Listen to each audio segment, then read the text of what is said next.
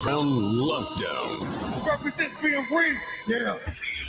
Unfiltered sports talk. Manufactured locally for the Carolinas. Lockdown! This is the Rob Brown Show. Get robbed! Only on The Fan Upstate.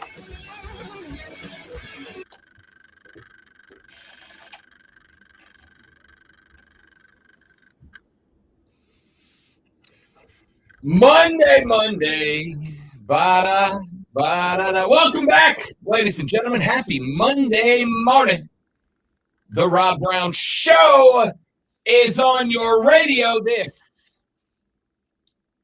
is the Fan Upstate. How do you do, everybody? I'm shaking. How was your weekend? I hope exceptionally well. And before the text line pops off and anybody asks, the answer is no. Lonzo did not go mullet. We all wondered if there was we didn't hear much from Zoe. We didn't hear about dad cake shopping. We didn't hear about hair cutting, which, by the way, it turned out very GQ. Well done. But the listeners asked if I had done enough to talk you into a mullet, Lonzo. Well, the thing is, I mean, I've had the same hairstyle for like 15 years. Did you really think I'm changing it? All I had to do is make sure that I chopped off 5 inches. I mean, people may think that it doesn't look like I got a haircut. I absolutely got a haircut. And my wife is the only instruction she has is don't cut it short enough where it curls up, because it curls up, I look like the bad guy from the first Shrek. And so I have to make sure that does not happen, or as I affectionately call it, a little lad who loves berries and cream. And she does not. She does not like that, and it takes it a while for that to grow out. So it's like constant ponytail. So 5 inches was still it was quite a bit. As far as shoes go, blame the economy. I couldn't afford both, so I'll be getting shoes next check. You couldn't afford shoes and a haircut? No, I could not. It's rough out here in the streets. It is, especially on a radio salary. Rough out here in the streets. The great one is back, ladies and gentlemen. Skrilla and Luke saying good morning to the returning triumphant great one as he has retired. I was on vacation, by the way. Jokes aside, did you have a lovely few days off? For the most part, yes. I lost a couple of days that I usually use for the yard, so I'm a little bit behind because my son couldn't see, so I had to take him around to doctors until they figured out what was wrong with him, and now he can see. So, yeah, he had some sort of fungus in his eye, and he tried to tell the doc, and they thought it was pink eye. It was not pink eye, and it ended up being several different things. But it took him to urgent care, which takes forever. Then they sent him to an ophthalmologist, and they knew what it was, and then they had to take him to I hope his friends at work are listening, because this confirms his alibi. And then I had to take him to get the prescription, and now he can see. Okay, so it was actually a fungus in his eye. Yeah, it was in his eye. He couldn't see. He was having so he couldn't drive. He didn't trust himself to drive, and it just worked out. I was on vacation, and if you watched the Upstate Pulse 2 weeks ago, you saw he was wearing sunglasses. That's why, because it looked like Tyson got a good one on him. Oof. I mean, it was, and so I spent that day, and we got it rain one day, and then the worst part about the entire vacation is I usually have one hammock day, and post pictures. You can go back every year, same time, hammock day. Reach over for a comic book, and the hammock is not between 2 trees, which I probably need to remedy. It's got a metal frame to it when we bought it. It's set out in the elements all this time, and because it's set in the elements all this time, the weld broke. So I found myself floating towards the ground. Yes, and I'm still a large individual, so it wasn't like I was that far from the ground. I mean, the hammock was probably like a foot off the ground. If guys like you and me hit terminal velocity much quicker than the rest. So I'm just laying there and I'm ticked because I got everything situated, got the drink, got the music outside, I got the playlist to read with, getting ready to just relax, and boom, I'm on the ground. So, I mean, I didn't get hurt, but it bothered me. So now I got to figure out how to fasten the hammock between 2 trees without, drilling into the tree, which I could do, but I don't know how to do it. So that's the only other thing that happened. But I got a majority of my yard work done, and it looks good. I'll just have to catch up on another weekend. So Lonzo was able to avoid Radio too. I avoided radio Radio for the entire week. I go home and I turn the radio off. I do not turn it on. I texted Lonzo Thursday morning. I was like, "Do you want to do Fight Club?" And he was like, "No." That was the first day I could get out there, and I got some stuff done Sunday, but that's the first day I could actually get out there and get things done. I was in the middle of it. It's like, nah, I didn't get done till 3, I think. Lonzo, the only guy I know that takes vacation to do the most not vacation-y things. Hey, it's got to get done. My next vacation, I'll go somewhere. I mean, the first one, it's people do spring cleaning. I do spring yard work. Spring yard work. It's got to get done. How's your yard, Rob? How's the Rob looking? Great. The girlfriend cut it this weekend while I sat inside. You don't have 40-foot trees around with leaves that fall at like 5 to 6 times during the fall. So there's no way to just wait till they all fall. Correct. Yeah, so it takes a little bit. All right, ladies and gentlemen, the great one is back. And now it is time to get into all of the sports things. Our men's Final Four is set. And just like we all knew was going to happen, Florida Atlantic, San Diego State, UConn, and Miami. Yeah, how many people are beating us? I haven't checked. Like I said, I checked out, but I'm sure it's like everybody. Well, I will start with this. Going into the last weekend, I was looking good. I was still like in 5th place for a while. Going into the weekend, stinking UCLA. Both you and the lady friend were kicking the dog snot out of me. Like, it wasn't close. I was in like 36, I think. And, oh, by the way, sorry, you and the fiance were both kicking the dog snot out of me at that point. There we go. I counted the one. He didn't even see it, but I did that. Yes. Congratulations. Thanks. But I already knew ahead of time. But that's also true. So you were in on the secret. Let's see. Let's do our standings. Look who's sitting up on top. How about Diddy at number 1? There he is. There he is. Diddy at number 1 with 67 points, and not only 67 points, but his max points, the highest number he can score, if he was to correctly predict. That was from Diddy. I know it was. He was waiting. Yeah. He was waiting. He is currently sitting at a max potential point cap, Alonzo, of 115. And he has a national champion pick still dancing. He went with the Huskies of UConn. Out of the entire bracket, Diddy's national champion is still available in UConn. Lonzo, literally no one else has a national champion still dancing. Everybody else's champion is out. The entire pool, there is one person who correctly predicted a champ in the Final Four, and it is Diddy. So he could not only win this thing, but if UConn wins the Natty, he could win this thing by double digits over everybody else. So all they have to do is make it to the championship game, and he wins. Pretty much. Yeah, because I'm looking at the max points he can earn. Yep. And it's 115. The next closest one is Roger with 65, and he doesn't. I'm not sure he has anybody. Yeah. So. He's got. Let's see. He's got Miami in the Final Four, which gave him points, but he's got them losing to Kansas, as did I. So he can't really go anywhere, right? All right. Diddy says he's already won it. So I think he has, actually. Yeah, no, he has. Diddy's already won. He is correct. Because as it stands, Roger checks in second, 65 points, but he's done. He's got nobody left. Dan Gather, Dan the Superfan Man, 61. That's his cap. He's done. Joe Toscano, 4th. He's 59. Can't go anywhere. Jeff Reiner, 58 in 5th. Tim Frisbee, a heck of a showing, but he's done at 57. Chris Lewis, president of the Greenville Triumph, 56. He is done. Everybody's done. The only person who can earn another point in this entire bracket is the guy who's already won it, Diddy. Nobody else can earn another point.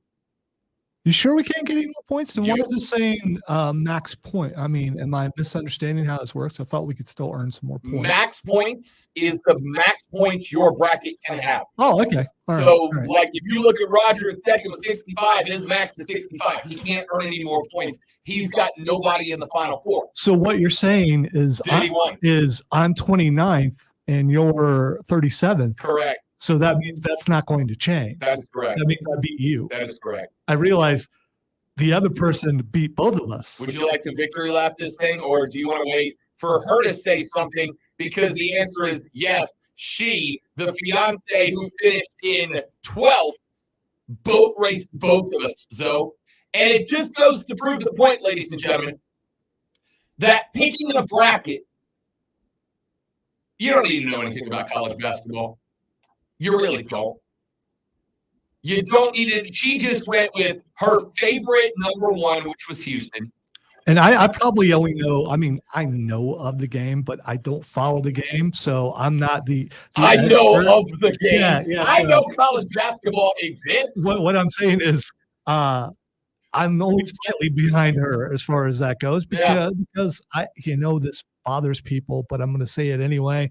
The best basketball players are in the NBA. They're not in college basketball. When your final score is like 40 something to 30. Now tonight, there's a good basketball game on. I'll be watching that. I'm sure we'll be talking about that later. But the men's basketball, this is not good, man. It's not.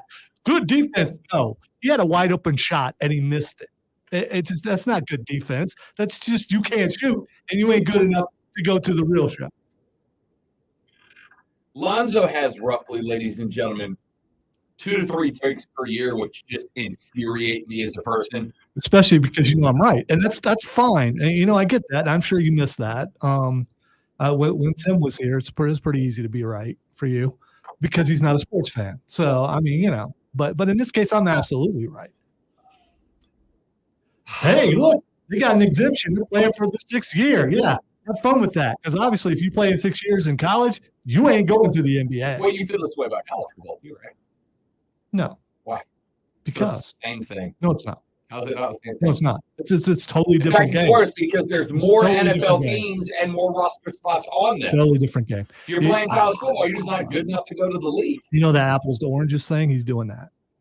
I don't understand how. He's doing the apples to oranges. I don't understand how. I feel like I'm just doing 2 different flavors of apples. If you get an echo stream, I'm sorry. Well, I'll fix it. Never mind.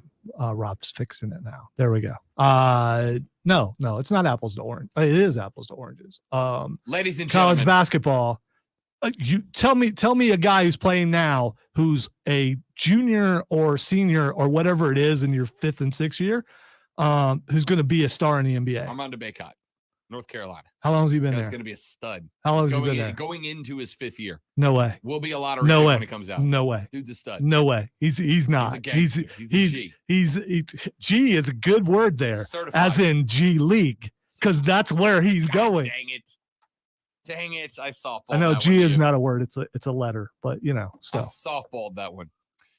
So congratulations to Diddy, who could pick 0 more games correctly and still win this thing. It is over. Diddy with the dub. Diddy wants to know why I can't compare fruit. I'm not sophisticated enough. By the way, I have to warn all of you, because Diddy hit me with a tweet last night and said, can't wait to do my 2023 Boston Bruins season breakdown. Also, he's not going baseball. He's going hockey. I don't know. I again, it's Diddy's segment. Diddy gets to handle business. By the way, I would like to point out, because I know as soon as somebody else realizes it, it's going to get brought to the forefront. So I'm just going to go ahead and own it now. Lonzo, do you happen to, off the top of your head, do you happen to remember who it was that won our last skill contest and got to host the segment on this show? It was Cole Bryson. That's right. It was. Now it's Mike Venditti. Now it's Diddy. We went back-to-back skill contests, ladies and gentlemen, where folks from the ranch showed up and took home the belt and got to come on the show. Well, Cole doesn't work here anymore, and Diddy still does in a limited capacity. But it just shows you how good those guys are. I mean, if I'm in their shoes, I'm not winning anything. I'll very simply say there's a very good chance you'll be hearing some more Cole Bryson during the high school football season this year. That's up in the air. What I will say is that I got smoked. All right. Here's the thing. Smoked in this thing. Here's the thing. Diddy has skill. Cole, that was just nothing but luck. That's all that was. I mean, don't give Cole that kind of credit. What did he win? I don't even remember what. Exactly. That's how memorable it was. What did he win? That's how memorable it was. It was just luck. Oh, he won the national championship score pick. That's what it was. Right. Which is just a guess. That's all it is. I mean, wow, Cole's the best guesser. Way to go. Way to go, Cole. All right, so the bracket contest has concluded. And the good news for those of you ranked 39th through 45th is that your boy checked in 37th. So you came out okay on this one. You know, I don't even feel bad about this because this tournament was so good. It was so chaotic. So much fun. You can't feel bad about this. There's no one other than Diddy and a couple of people predicted that this would go this way. So, I mean, you know. Yeah. I mean, how well did Vegas do on this? They lost their pants. Did they? I'm just curious about that. The underdogs had their day all tournament long. Even when the favorites won, they didn't cover. Vegas got hammered by this tourney. And I would love to point out, turned in before the tournament started, one of them even had their national champion still dancing. One, Diddy, the only guy whose natty pick went to the final. Unbelievable. All right. Admittedly, I was watching that UCLA game and that Drew Timmy guy. Timmy, dude. You got beat by Timmy. A dude named Timmy beat you, and then he went out and didn't have such a good game the next time. So, I mean, you know, Drew Timmy's a dude, though. If UCLA was still playing, I'd be You'd number have a one. chance. You'd have a chance. All right, ladies and gentlemen, busy show lined up for you today. We do have to break down the bracket as it stands. Again, we now know our Final Four. UConn will square up with the Miami Hurricanes on one side. On the other side, the mighty, mighty Owls of FAU stare down the Aztecs of San Diego State University. We will take a look at the Final Four. Elite Eight, South Carolina taking on the Turtles today. Winner of that will head to Dallas for the women's Final Four. That game at 7 o'clock this evening. We'll break down Dawn Staley. And speaking of Dawn, she is the centerpiece of a discussion that I find myself having about once a year. And almost inevitably, the discussion centers around one of my favorite teams. And almost inevitably, it infuriates me. And it happened again this weekend. Tell you what it was, because I've got to open by getting the bad vibes out. We'll do it next. Lonzo's back, everybody! The Rob Brown Show's back as well. On a Monday, this is the Fan Upstate.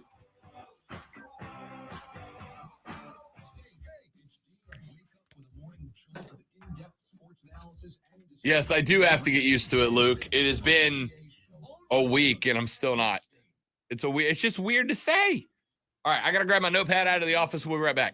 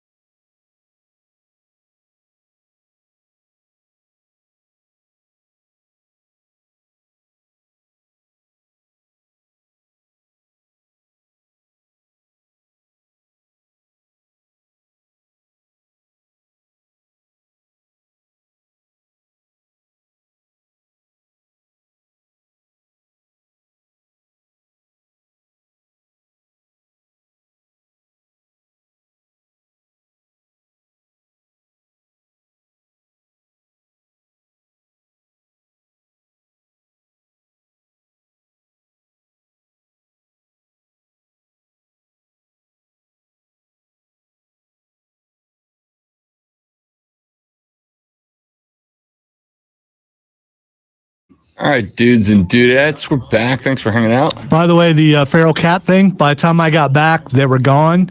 So either the crows got the cat or it got down. Crows were like twice the size of this cat. So I watched one cat chase another cat up the tree about 30 feet up. The skinny cat got up, which we're believing the skinny cat was a girl cat and the fat cat was not.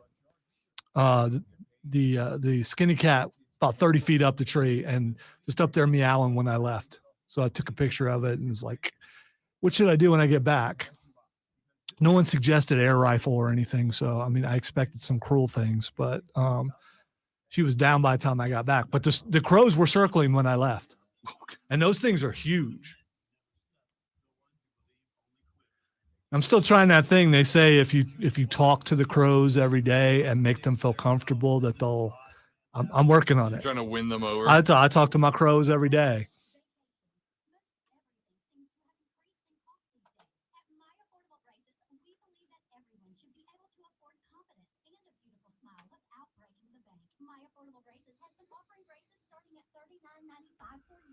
New technology means fewer visits. Save even more with insurance plans like MetLife and Delta Dental. Schedule your free consultation, exam, and x-rays today at a clinic near you. Greenville, Spartanburg, What were you on Fox Carolina for? I'm talking about Josh. Was it Triumph game? Triumph? Yeah. Okay.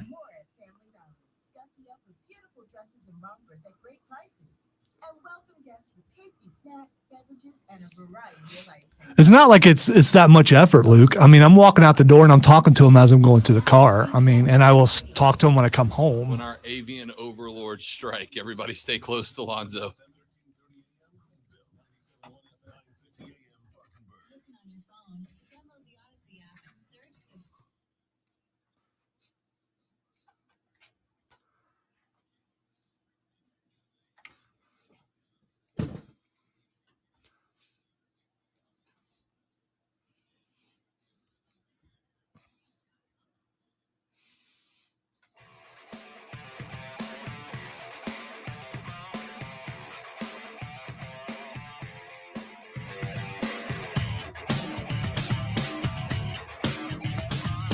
The Rob Brown Show on your radio. It is the Fan Upstate. Ladies and gentlemen, let me get something off my chest. Let me clear my throat. I was watching the 4-letter on Friday. By the way, let me train wreck myself for a second here. Caitlin Clark for the Iowa Hawkeyes. Speaking of certified G's, is one. Last night, Lonzo, en route to her 40-point triple-double, the best single-game performance in NCAA women's basketball tournament history. After she knocked down three-pointer like number 11, she turned to the bench, Zoe, and she hit one of these. I don't know what you're doing right now. It's because you can't see me, right? I can't. Turned to the TV cameras on the bench and gave him the old John Cena, you can't see me. Spectacular work. Loved it. All right, so I'm watching the 4-letter on Friday. And on the television comes Brian Windhorst. Now, let me just tell you, I don't dislike Windy, all right? I think Windy is probably... He's a little arrogant. Man, I think he's more arrogant than Shefty. I think he's got up in his own ego just a little bit. I won't disagree, but I will also tell you, Windhorst nails it a lot of the time, right? Like Windhorst is out front of a lot of stuff. And for a dude whose chief qualification used to be, I went to high school and I wrote a book about LeBron, Windhorst has done a pretty good job of getting himself to be a Shefty caliber NBA insider. I like Windy. And I like Windy, I think, in part because of the fact that dude kind of elevated himself. Dude's got no problem going, hey, I'm good at what I do. Listen to me. And I know how this is going to sound, but it's good to see a large sturdy fellas. Yes, sturdy being represented on That's TV right. and not being told, hey, you've got to lose 200 pounds. That's right. Wendy is sturdy like us. Team #sturdy. It's like, I'm so good. Forget your standards. That's right. I will live how I want to live. That's it. And you're still going to ask me what I know. That's right. Love Wendy. Big fan. Except for he kind of peeved me a little bit on Friday because Windhorst did what everybody else does that drives me nuts. And that is every time that a stellar player shows up on a small town team, they cannot wait. They start to salivate over should so-and-so be traded out of small market team X? I turned on the TV Friday and I get Windhorse dropping should Zion be traded out of New Orleans. All right. Why are you still offended about the Zion thing? I love Zion, but has he played enough for you to be offended about him? Would you notice if he was sent somewhere else? The only way you notice is if he gets sent somewhere to a big team and suddenly he's healthy all the time. Which, by the way, if that is the case, like if he, first off, I do not believe, no tinfoil cap for me yet, that Z is faking injuries to not waste his glory days in New Orleans. I don't believe that. Because when the dude has been healthy and played, he's a 22-7-5 guy. 25-7-5 guy. Dude can go. Yes, he has struggled mightily with injuries during his time in New Orleans. But guess who woke up today in 8th place in the NBA West, a half game up on the LA Lakers? And, by the way, a half game back of the 7 seed, meaning they avoid the play-in tournament altogether behind the Minnesota Timberwolves. Oh, and by the way, a single game back of the Golden State Warriors in 6th place. That, of course, would be the New Orleans Pelicans, who have not had Zion Williamson in, 5 weeks? Who is set to be evaluated either the end of this week or the beginning of next week. And hopefully he did get cleared to return to basketball activities last week. So hopefully he's another week, maybe 2, away from being ready to go for the playoffs. How many times has he been cleared this year to come back? Here's my thing. Let's say all those complaints are valid. They are. They're fine.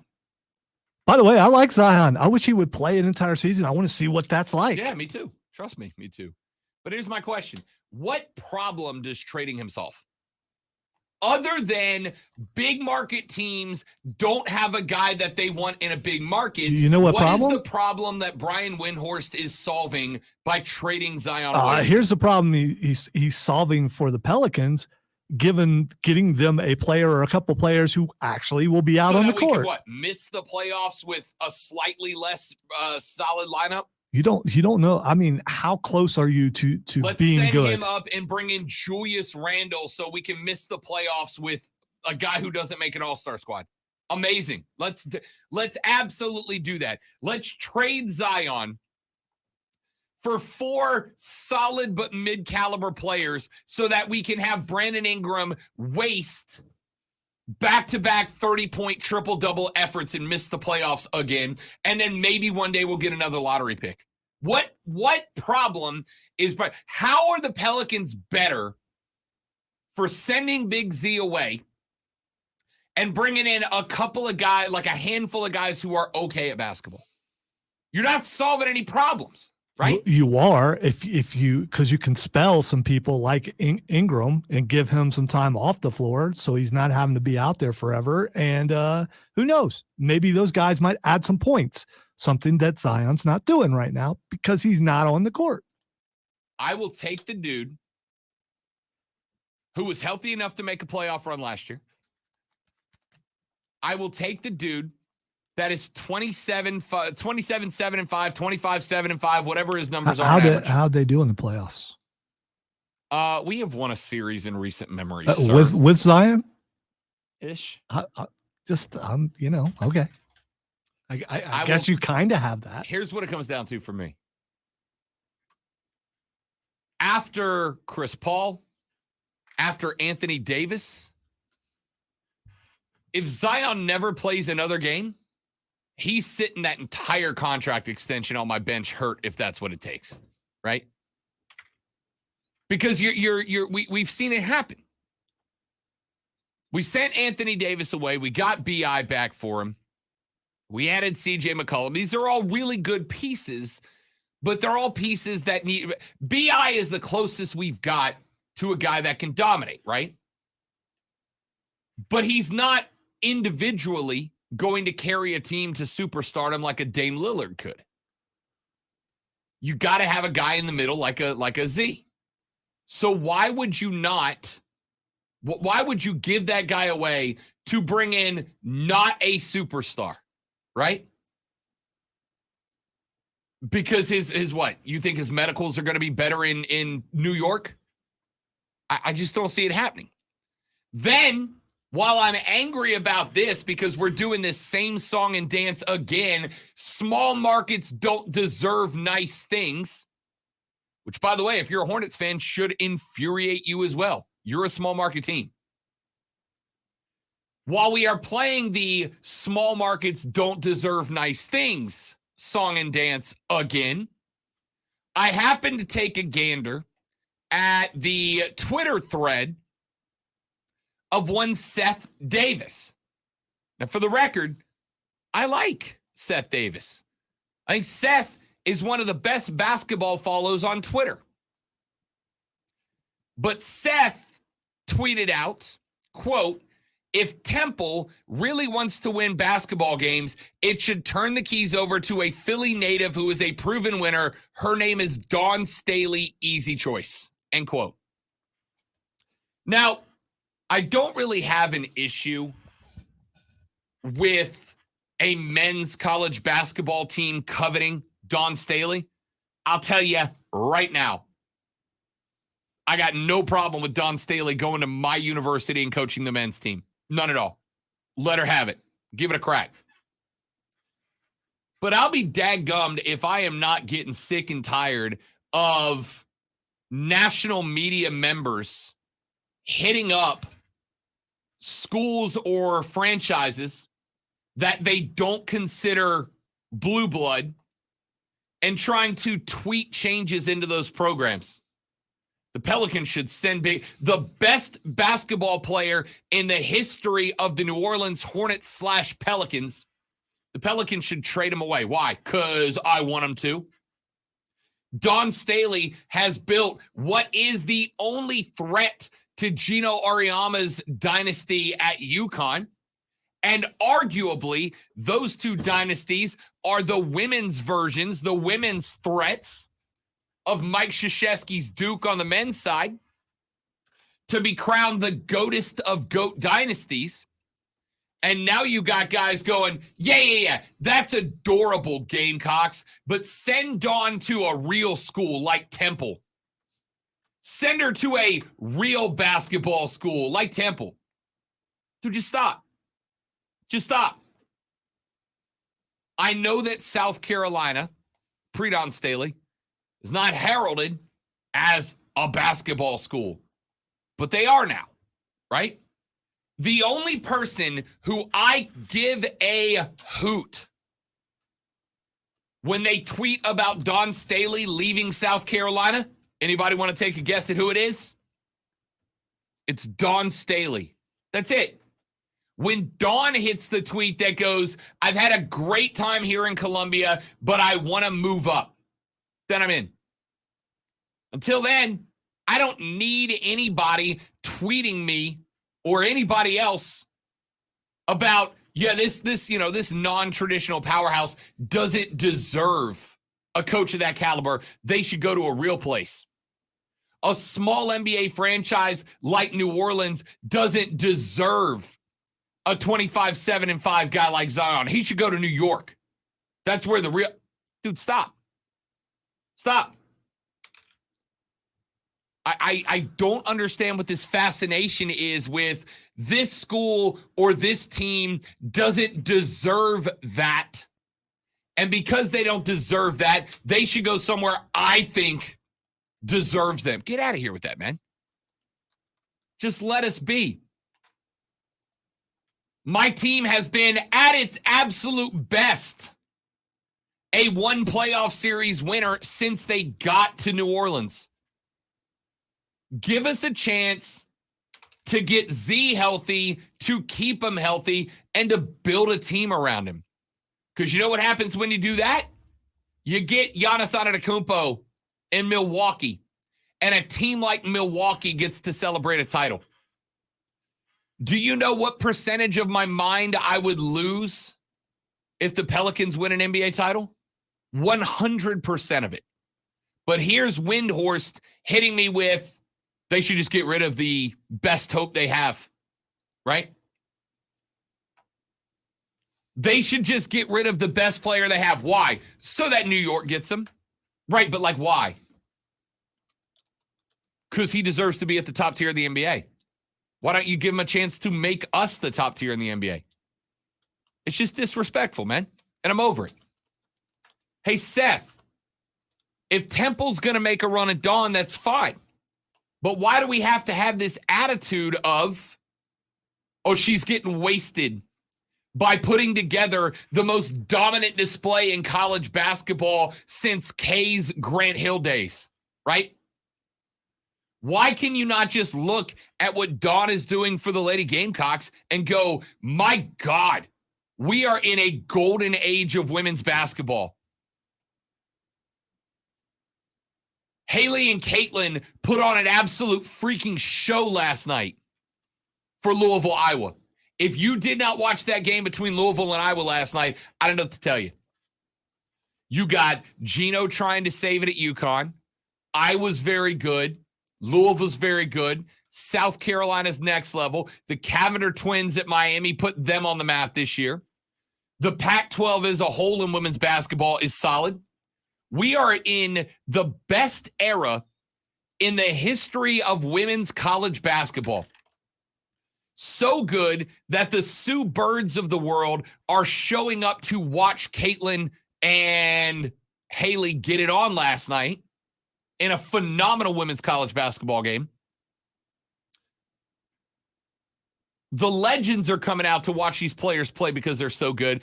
And the best thing Seth's got is we should get Dawn out of Columbia. Dawn's part of the reason college basketball on the women's side is the best it's ever been. Dawn, Gino Auriemma, Kim Mulkey, like we have a crop of incredible women's basketball coaches right now, and you're trying to shoehorn the best one out to go coach at Temple. Why? Why?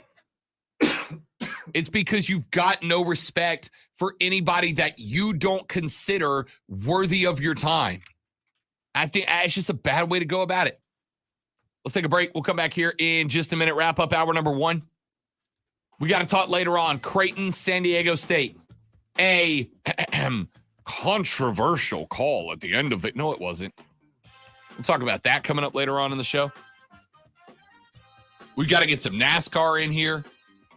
The Panthers have added a speed wide receiver.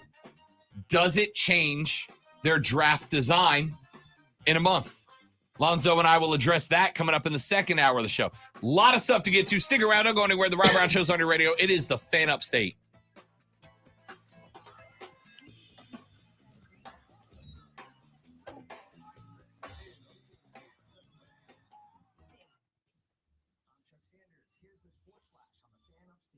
So did you talk about last week about how all the Panthers coaches and Tepper and everybody were dapping up CJ Stroud, especially how McCown. they sent every person with a title to Columbus? Yes.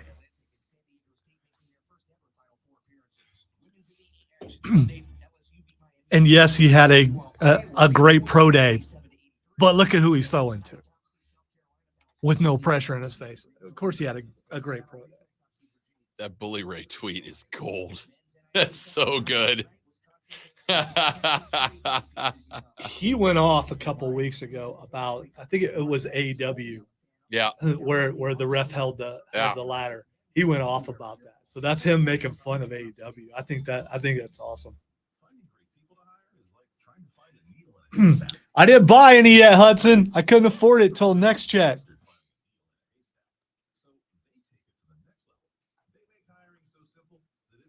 Do you know what you're going with yet? No. I haven't even looked at shoe prices. I might be going, you know what? I can wait another year or two.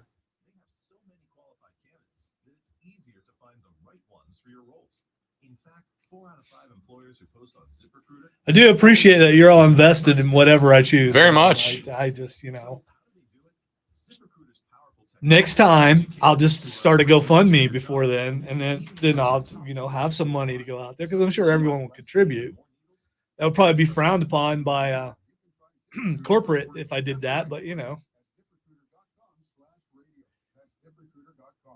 what if I just consider myself a charity for one day? I mean, I'm a nonprofit. Yeah. It's obvious we don't do this for profit. So, I mean,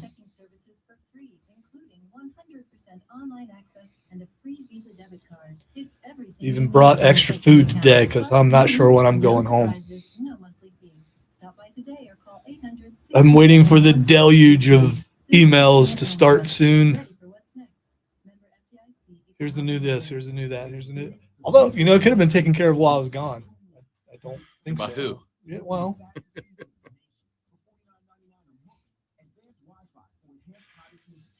Diddy said, I know nothing about college hoops in 2023. Diddy won because he got one Final Four team. that's what I'm saying. If UCLA made it through, I would have been up there.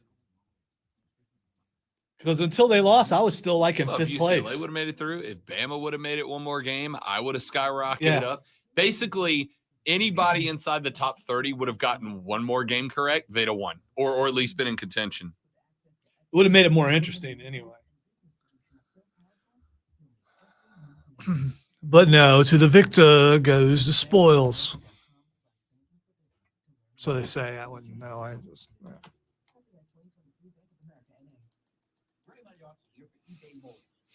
spent all weekend playing the Diablo 4 beta. I saw you.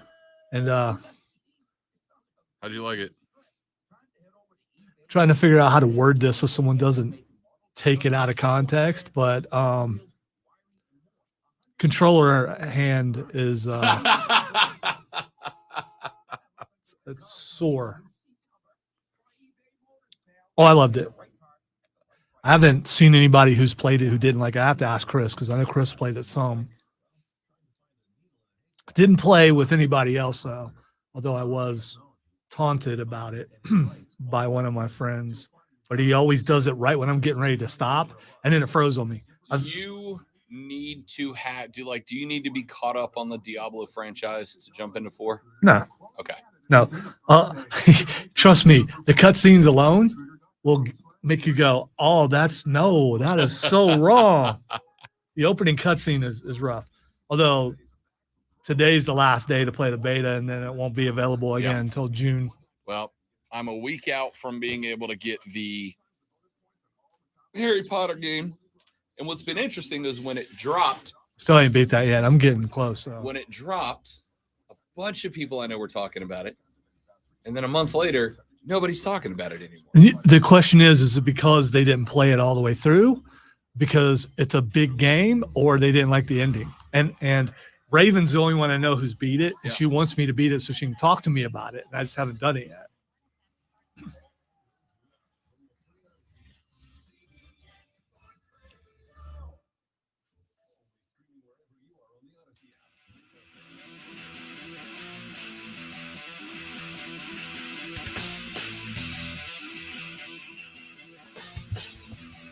Ladies and gentlemen, I must wish you the happiest of Major League Baseball opening weeks. Thursday, MLB season pitch number 1. Cannot wait. But obviously the big question has been the new rules. How have the new rules impacted baseball. I gave you last Friday an interesting story involving Cardinals catcher Wilson Contreras. Contreras at the dish, fouls off a ball, steps out of the box, readjusts his batting glove, steps back into the box, is not looking at the pitcher when the 8-second mark hits. A strike is called. He is rung up for strike 3 without swinging the bat. Good. He goes back to the bench, takes his seat. There's an out on the books. Now, I don't love that. I still think that the outcome of a bat should be determined by the batter and the pitcher, not the umpire. But I understand the pitch clock. How is that not determined by the pitcher? The pitcher didn't throw a strike. I thought you said he threw a strike.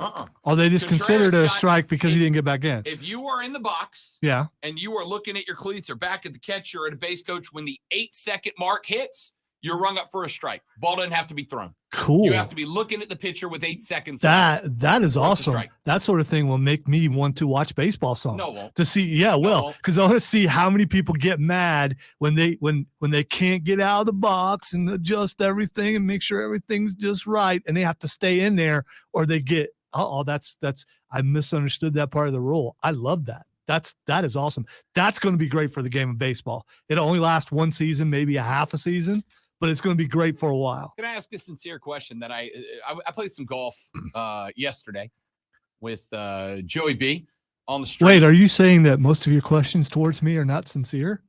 No, this is the royal sincere question. This is to everybody. Lonzo, most of what I say to you is insincere. Let's be real. Right. We're not serious. I mean, come on. I asked Joey B I thought maybe question. Things had changed while I was gone or something, and people got, serious or something. I played golf with Joey B, Doug Irwin, CBO of the Triumph, and our buddy Chris K from the stream. Name drop. Yep. I'm kind of a big deal. My apartment smells of rich mahogany. You live in a house now, though. So That's true. We started talking about the pitch clock. The pitch clock, Lonzo, has sped up spring baseball games by an average of 17 and a half minutes. Are you going to sincerely tell me that a game being 17 minutes faster is going to get you to tune in? No, it's not. Don't lie to me. The fact that people have been playing a game a certain way their entire life, and they actually have to adjust, and they actually have to use their brain, and they can't do that stupid thing of stepping out of the box, yeah, that will get me to watch, just hoping that someone fails. Just to watch. I find that's the same reason why people watch NASCAR to see crashes. It's the same sort of thing. I will watch to see how many people cannot figure out how to adjust to this rule. Take a guess. Somebody, I'm assuming you've watched 0 spring training games. That's not an insult. That's a genuine question. Why would people watch spring? It's right. like watching preseason football, right? Fair enough. I mean, on average, which I do, but on average, over the past 2 weeks, how many pitch clock violations a game do you think there have been? All new rules, full rules. A single game or combined, single all game. The games. On average, how many pitch clock violations per game over the past 2 weeks? I'm gonna go with 3. Okay. One. Cool. So you're telling me that the games have gone from 2 hours and 30 minutes to roughly 2 hours and 13 minutes with one pitch clock violation per game. And that's going to be enough that Zoe's going to sit in front of the TV on Thursday and watch opening day baseball. For a little bit. Yeah. For a little bit. Just hoping. Just a fact. And I will say, I'm going to throw softball in here because my daughter played for like 12 years. The thing that made me the most angry about it was the girls who had to step outside the box and make all the adjustments, the same thing that the baseball players do. It's so annoying to the point where that's the thing that I hate most about that game is them stepping out of the box. You got in there, stay in there. All the adjustments you're making, I know it's a head game between you and the pitcher and all that stuff. Well, you can't do it anymore. Actually stay in there and do your job and try to hit the ball. Can you see this TV by chance? No, I can't. Okay. ESPN's doing their top 5 NFL winners and losers of the offseason, right? and they put up the 5 and they shadow out the picture so you can't see who it is until they reveal it, right? I really want to turn this for you. Can you take a guess at who number 4 is? They literally have they have like 4 silhouettes. Yeah, as soon as you tell me to look, then they take it off the screen. Yeah. Wait till it comes back up here in a second. We're getting a look at sure guy quarterback Derek Carr right now, who is about to just light the NFL on fire. Can you tell me who the second team from the right is? Can you guess who that winner is? No, I can't see it well it's enough. Just the grade Bears C outline. Is it? Okay. All right. It is grayed out the C. Like, I wonder who that is. All right, let's take a break. That is an hour in the books. Coming up in the next segment of the show. Speaking of winners and losers of the offseason, Carolina rounded out their free agency class by adding a speedster outside receiver to the roster. So, how does this impact the Panthers' draft approach? I'll tell you. We'll see if Lonzo agrees when we come back. I am Rob. He is the great one. You are listening to The Rob Brown Show right here on the Fan Upstate.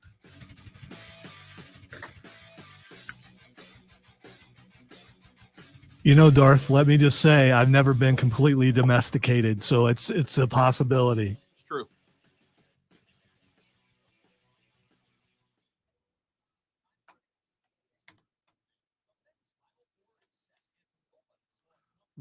Nobody saw it coming. For the record, literally nobody saw it coming. There were zero brackets. And here's how I can feel statistically confident in that. ESPN had 27 million brackets submitted. You know what percentage of them had FAU in the Final Four? 0.03%. Really? So somebody did it? Okay. You know there's some FAU fans that pick themselves, right? Of course. Well, yeah. It's kind of like the Furman fans who picked Furman to upset Virginia and then bragged about how smart they were. Like, nobody saw that coming. It doesn't mean it wasn't going to happen. Because it did. But, yeah, I see what you're saying. You're going to pick your own team for sure.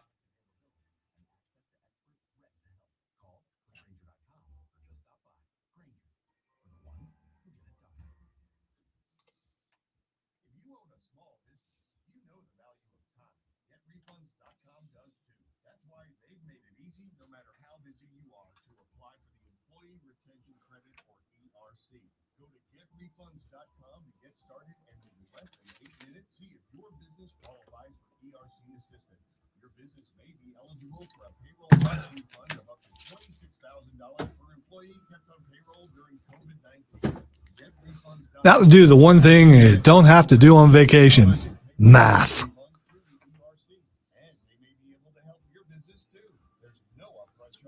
Unless you're into like math games or something, which is weird.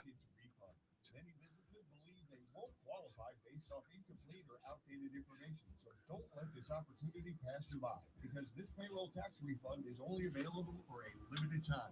Go to getrefunds.com. That's getrefunds.com. My favorite thing about the Upstate is the pride I sense in each of you that you're from here. It's evident in all you do. Since 1916, Smith & James Men's Clothing has been an Upstate staple. They are the fabric of the community, literally. And Smith & James thrives because they succeed at their mission to make you look your best. Believe me, if they can make me look good, they can do it for anybody. I'm the before picture. Visit Smith & James at 222 Trade Street in Greer or at their new location on Verde Boulevard in Greenville. And visit them online at smithandjames.com. Join us at Odyssey as we all do our one thing. Together, millions of things for our planet.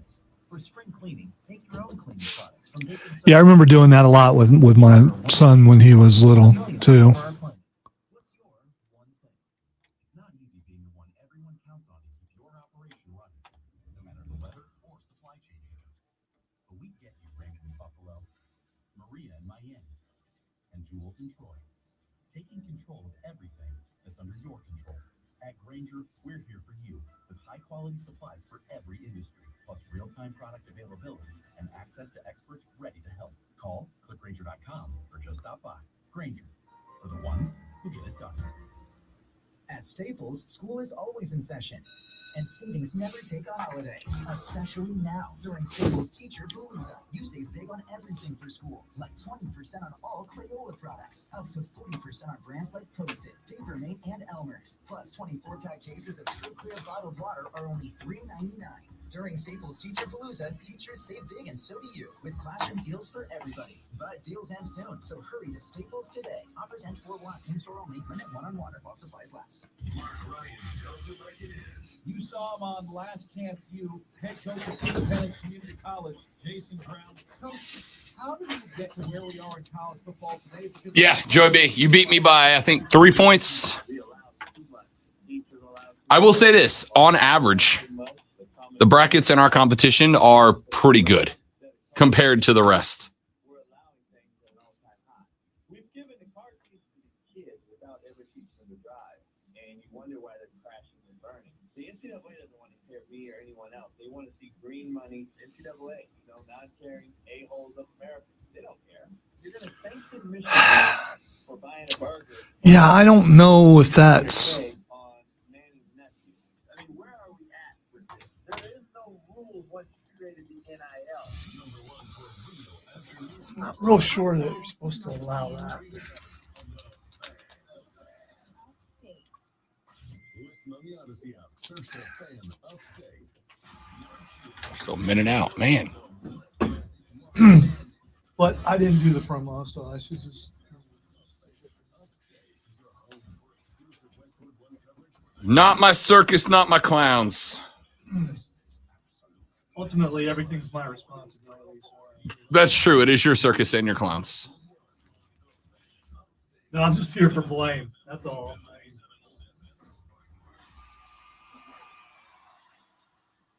When it comes to the best sports content, so rolling, man. Listen to the Fan Upstate on Odyssey. No matter where you are, in the car, at home, at work. Download the free Odyssey app on your phone. Search the Fan Upstate. One bad thing about that whole thing was with Diablo, both Fridays that it was available. Yeah. Well, the first one, an hour and 46 minutes to get queued up. The second time it was 31 minutes. And then both weekends on Saturday jumped right in. So it's them trying to handle the sheer volume of all the people on there at once. Yeah. I got on Saturday night after the Triumph game when I got home. And I had probably 20 people on my friends list online, and a solid half of them were all in the beta.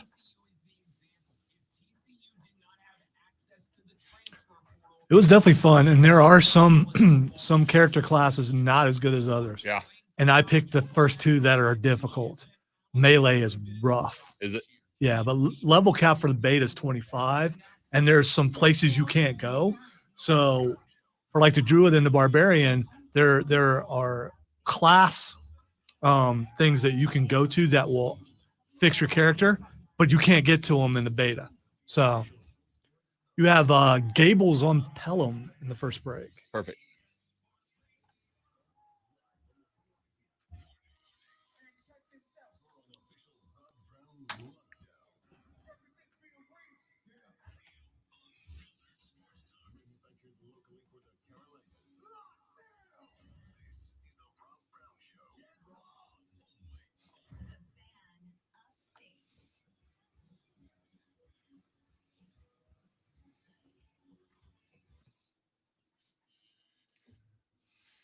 Our numero dos of the Rob Brown Show goes now. This is the Fan Upstate. Welcome back, ladies and gentlemen. Great to have you on a beautiful upstate Monday morning.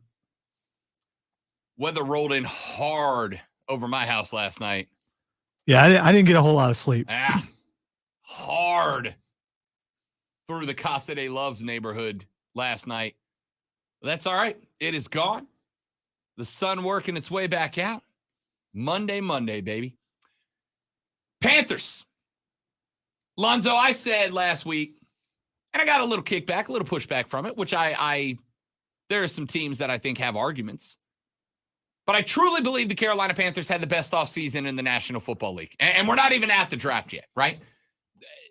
Even if they don't nail the quarterback pick, which they have to, But even if they don't, I don't think the Panthers could have done a heck of a lot more to build an offense around a rookie quarterback to give them a solid chance to succeed. They picked a guy I think will make a brilliant mentor for a young quarterback in Andy Dalton. I think the pickup of Miles Sanders, who is coming off of a Super Bowl appearance as a running back, gives them some versatility in the backfield alongside Chuba Hubbard. I think that adding Hayden Hurst at tight end is the best security blanket that was available for a young quarterback in the league this offseason. Adam Thielen is arguably the best possession receiver in the NBA. And by NBA, of course, I mean NFL, because I'm an idiot and looked at the TV and saw basketball. Adam Thielen might be the best NFL possession receiver, but I was worried about him as a split wide. He's a guy that I think benefits running out of the slot. You don't draw the best defender when you're running out of the slot. So they needed speed on the outside. And we had talked about the possibility of grabbing Smith and Jigba out of Ohio State. I didn't think he was going to fall to 39. I thought the possibility was there for Carolina to trade up to 30 and potentially get him if he falls a little further. Maybe getting the kid out of Georgia, the speed receiver for the Dogs. But instead, the Panthers opted to fill that speed receiver role with another vet. They go DJ Chark. DJ Chark, now a Carolina Panther. He was in Detroit last year, spent some time down in Jacksonville before that, where I saw him play in person a couple of years back when I lived in the armpit of America, Jacksonville, Florida, the worst city in the country. And the dude can go, right? The dude can go. He's got speed on the outside. Now, he is not a top-tier wide receiver. He's very good. I'd say he's a B, maybe B-plus wide receiver. But when you pair him with an Adam Thielen and a TMJ, you now have 3 levels of route running. You've got TMJ, big, tall guy you can throw the short routes to, alongside Hayden Hurst. You got Adam Thielen, who is that middle of the field, middle range wide receiver, who can find the gap in coverage and sit in it, and you allow DJ Chark on the outside to get down the field and stretch a defense vertically. I love the pickup, not just because of the versatility it adds to the offense, but because now when the second pick comes up at 39 and the Cats are on the board, they can now focus on defense. We know they're switching to a 3-4 hybrid. That is to say, I didn't know if the majority of plays defensively are going to be run out of a 3-4. You are going to see some 4-3. You're going to see primarily 3-4, though you'll occasionally see some 3-3 with the extra dime defender in the backfield. A lot of options defensively, but we know that the biggest needs now, in my opinion, with the addition of DJ Chark, is edge rusher and outside linebacker. Now, you allow Brian Burns or Shaq Thompson to kick out, play an outside backer in a 3-4, gives them a little bit more ability to use the range that they possess as defensive players to get laterally and shut down offenses that try to play out wide, as offenses in the NFC South, I think, will do this year. I love the setup. I love the versatility. And I love that Carolina can now work on the outside. In fact, as I'm saying that, a text come in that says, Rob, when are the Panthers going to fix that 19th rated team defense and 25th ranked sacked ranking? Are they all gas, no breaks? And the answer was, it was going to have to wait till later in the draft because you needed a vertical wide receiver. You now have it in DJ Chark. a guy that can get you 600 to 800 yards of vertical offense over the course of the season, maybe more, paired up with an Adam Thielen. I think he's a 1,000-yard threat for the Panthers this year. And it opens up number 39 or a trade up to get the best defender available. Now, it's not going to be a Will Anderson. I will say the Thielen thing, I was very happy about that. I'm also happy about DJ coming in, but Thielen takes up that one thing, one of the major things you lost when Christian McCaffrey left, as far as those receiving yards, because I don't think the Panthers were able to find those that they got from Christian McCaffrey. And you forgot to mention the running back that the Panthers picked up, Miles Sanders. I mean, which I'm looking forward to see what this kind of team building. It's Tom Brady-esque on offense. This is a kind of team where if this was another team and you knew like Tom Brady was coming in, or if you knew Aaron Rodgers was coming in, you'd go, there, look at this. Look at what they're doing. Look at all the pieces they're putting in place. But because it's going to be with a rookie quarterback, I don't think they're getting the kind of credit they deserve, especially on watched quite a few of the TV sports shows over the week when I was off. And they're still kind of destroying the Panthers. Very few people are pointing out what they're actually doing. And they usually do well in the draft. But in this case, I think they're doing well with free agency also and building a team that's going to be pretty good and should, if not win the South, be competitive for the South. And not competitive in a 7-9 kind of way, but competitive in if we don't win it, we're going to a wild card kind of way.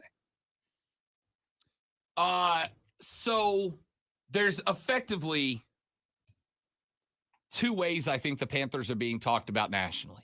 Either Frank Reich and Scott Fitterer are mad geniuses the way they're doing this, or just no talk at all, right? Just no discussion at all. In fact, I was looking a second ago when we were talking about it in the last segment. ESPN's morning show was ranking the 5 best NFL off seasons. They have Carolina at number 5, and they had Chicago at number 2, right? Chicago's had a good off season.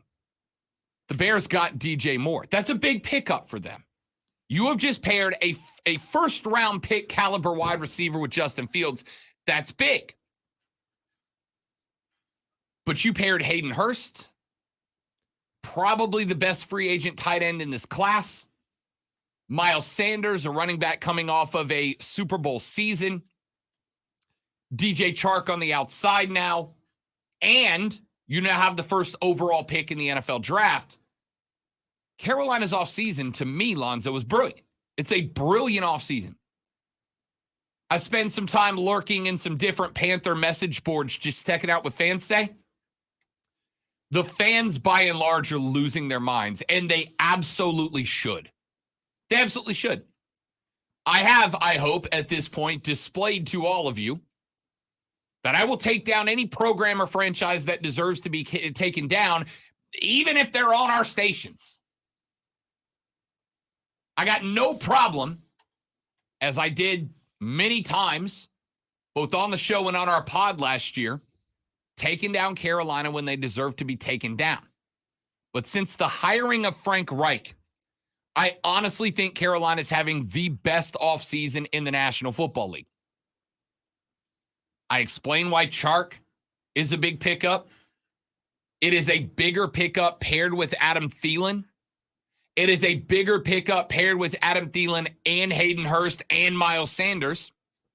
Now you just got to get the quarterback pick right. And if you asked me to put somebody in charge that was available, to put somebody in charge of getting the quarterback pick correct, I don't know that you could have done much better than Frank Reich. You know, and there's something else that you need to keep in mind is if for some reason, whoever they pick number 1, I think we know it's going to be CJ Stroud, but let's say he's not ready for the first few games, you've got Andy Dalton behind that offensive line with all those weapons, where he does not have to be perfect and he doesn't have to win a game for you at all.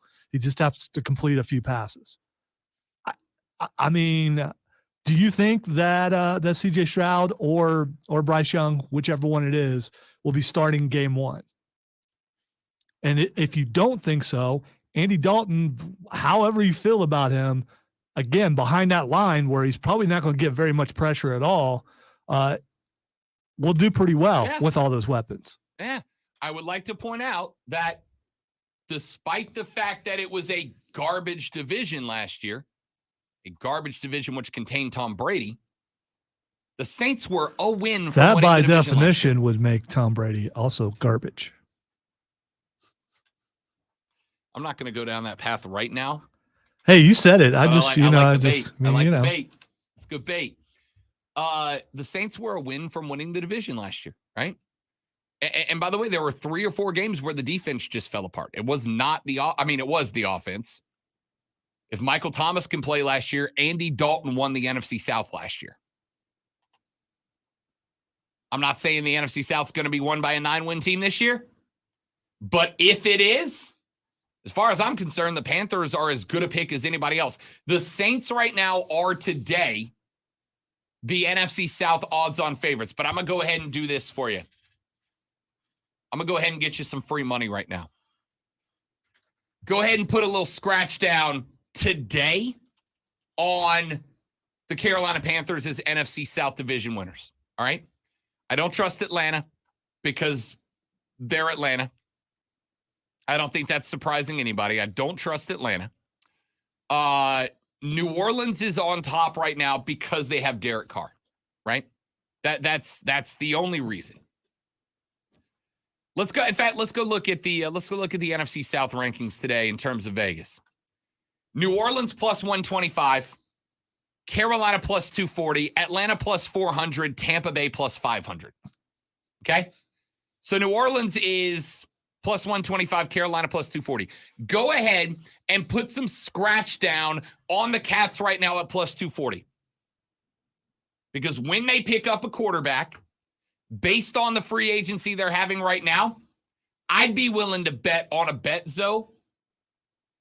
Carolina opens the season as your Vegas odds on NFC South division champs. Now, that's going to depend a lot on who they draft at number 1 overall. Can they get through spring camp and fall camp looking like they were the right pick? Do they develop chemistry with this new look wide receiver squad with Hayden Hurst at tight end, with Miles Sanders at running back behind this O-line? But as I asked, if you could have picked anybody that was available to give you the best chance of picking the right quarterback at 1 overall, I don't think you could have done better than Frank Reich, right? Maybe Sean Payton, but he was a Bronco before all this went down. So Reich's the guy. And I don't think you could have done much better. And because you could not have done much better, and you now sit with number 1 overall, I think Carolina is your division winner at plus 2. I'm saying do it now. Because don't be shocked after the draft if those numbers flip. Or at least come more in line with each other. Like New Orleans and Carolina both meet at like plus 175 or something like that. Somewhere in the middle. But those Panther odds are going to shorten up just a little bit. The Thielen pickup is big. The Chark pickup, because of the Thielen pickup, is bigger. The Hayden Hurst pickup is my favorite free agency pickup of Carolina's, and that's not a short list. And I think the versatility of Miles Sanders alongside Chuba Hubbard makes, when you combine all of those pickups together with the hiring of Frank Reich and the fact that David Tepper, who I've put on blast many times as the owner of this team, and I think fairly more often than not, the fact that it appears on the surface that David Tepper has been willing to open the checkbook and give the authority and autonomy to Fitterer and Reich to make the signings that they feel are the right signings for this club. Lonzo, I'm optimistic. Is that right? It's I know it's a strange feeling for you, but it's not a bad place to be. It's weird, man. So now sitting at 39 overall, the Carolina Panthers have the ability to draft an edge rusher, right? the Panthers have the ability to add an edge rusher. And again, it's not going to be a Will Anderson, right? It's not going to be one of the top tier guys. But as of today, you're looking at Deshaun Williams on one side, Shai Tuttle on the other. Brian Burns walked out to be the weak side outside linebacker, which I love that spot for sure. But I need an edge rusher. I need to have Shai Tuttle, not a defensive tackle, not be my primary right side defensive end. Give me somebody that can generate pressure over there. And now all of a sudden you got a good looking team. I think at defensive back, the addition of Von Bell is huge. We talked about that when we picked him up, primarily because putting Von Bell at strong safety allows me to move Jeremy Chin to free safety. And Jeremy Chin at free safety is deadly, dude. It's dangerous. That guy's ability to be anywhere on the field and make a play is as good as any free safety in the NFL. Dante Jackson, J.C. Horn on the outside. Frankie Louvu is the right side or the strong side outside linebacker. The second and third lines of this defense can be very good. The reason and this texter was exactly right.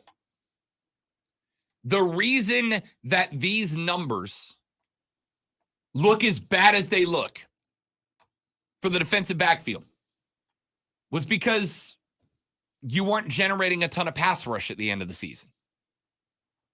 You could not send Louvu. You could not send Burns. You had to let these guys play at the line of scrimmage in order to mitigate passes because you just weren't generating pressure. Now, you added edge rusher at 39 overall because you do not have to draft a receiver like I thought you would 3 days ago.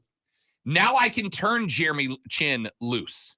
Now I can turn Frankie Louvu loose. Now I can turn Shaq Thompson loose. I can add one of those guys to the pass rush from anywhere on the field to generate more pressure, and the numbers of the defensive backfield are just going to look better.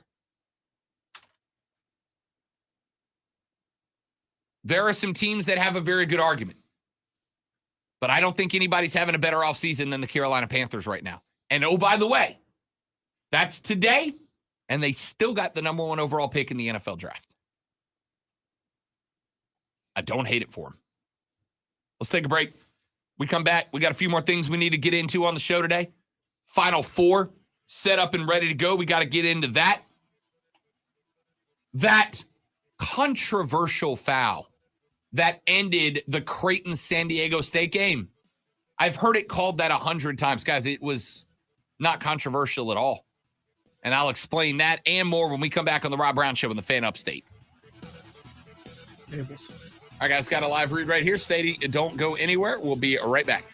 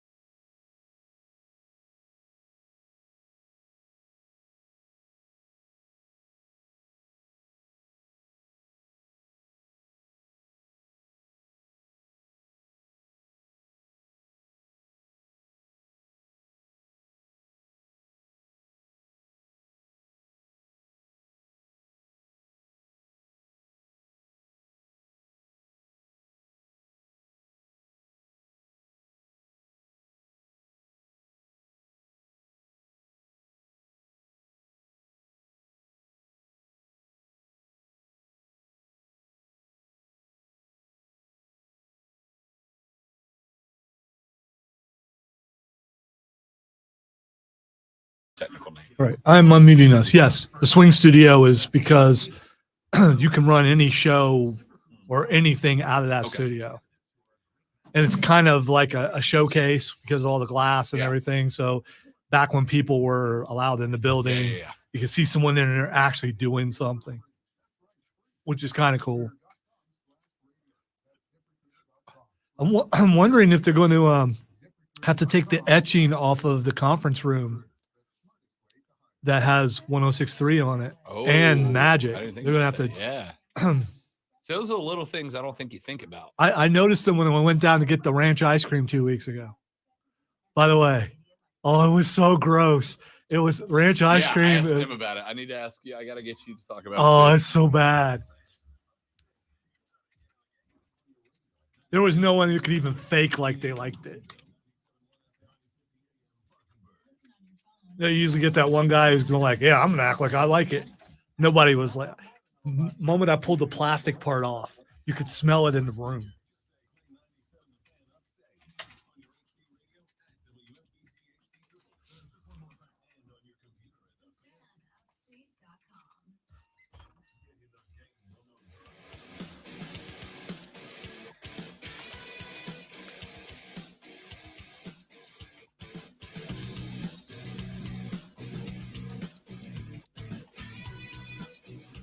All right, I got a lot of stuff I need to talk about.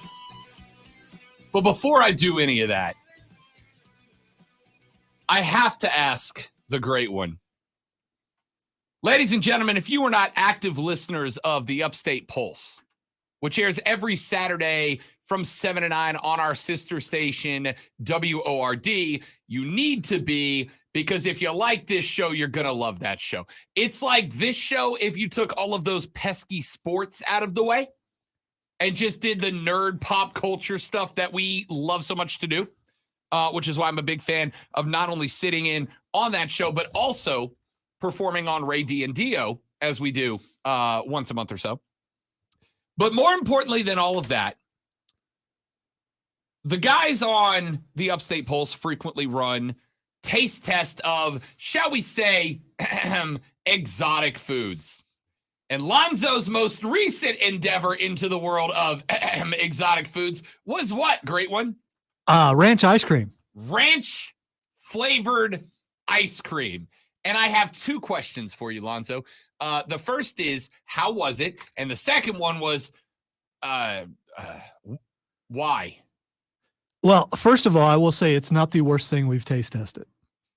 And you automatically would think, well, that's got to be the worst. Vomit-inducing cheese? Oh no, well, that was just me personally. Okay, that was my worst. But our worst collectively was the Lucky Charms milkshake from Burger King, I believe it was.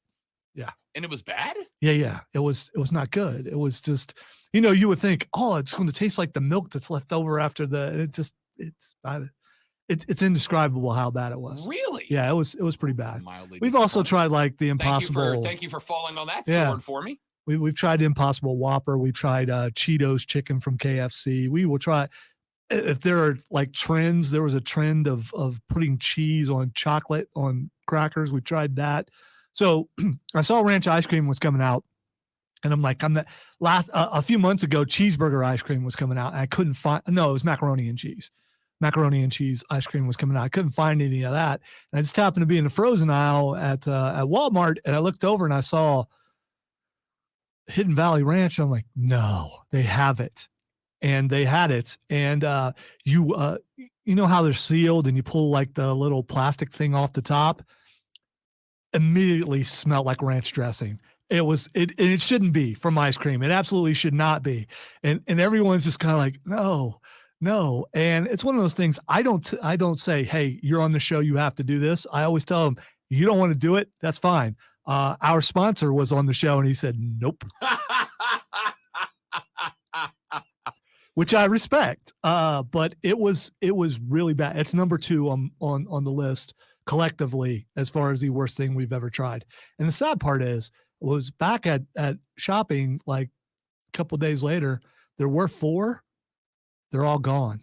So that means somebody else made that mistake. Or the grocery store was like, let's not subject anybody to this. We would rather lose money than face a liability lawsuit for somebody who takes a spoonful of this crap. They could have been watching, spewing their guts everywhere. Yeah, they could have been watching the show too, yeah, or listening to the show. It's a possibility.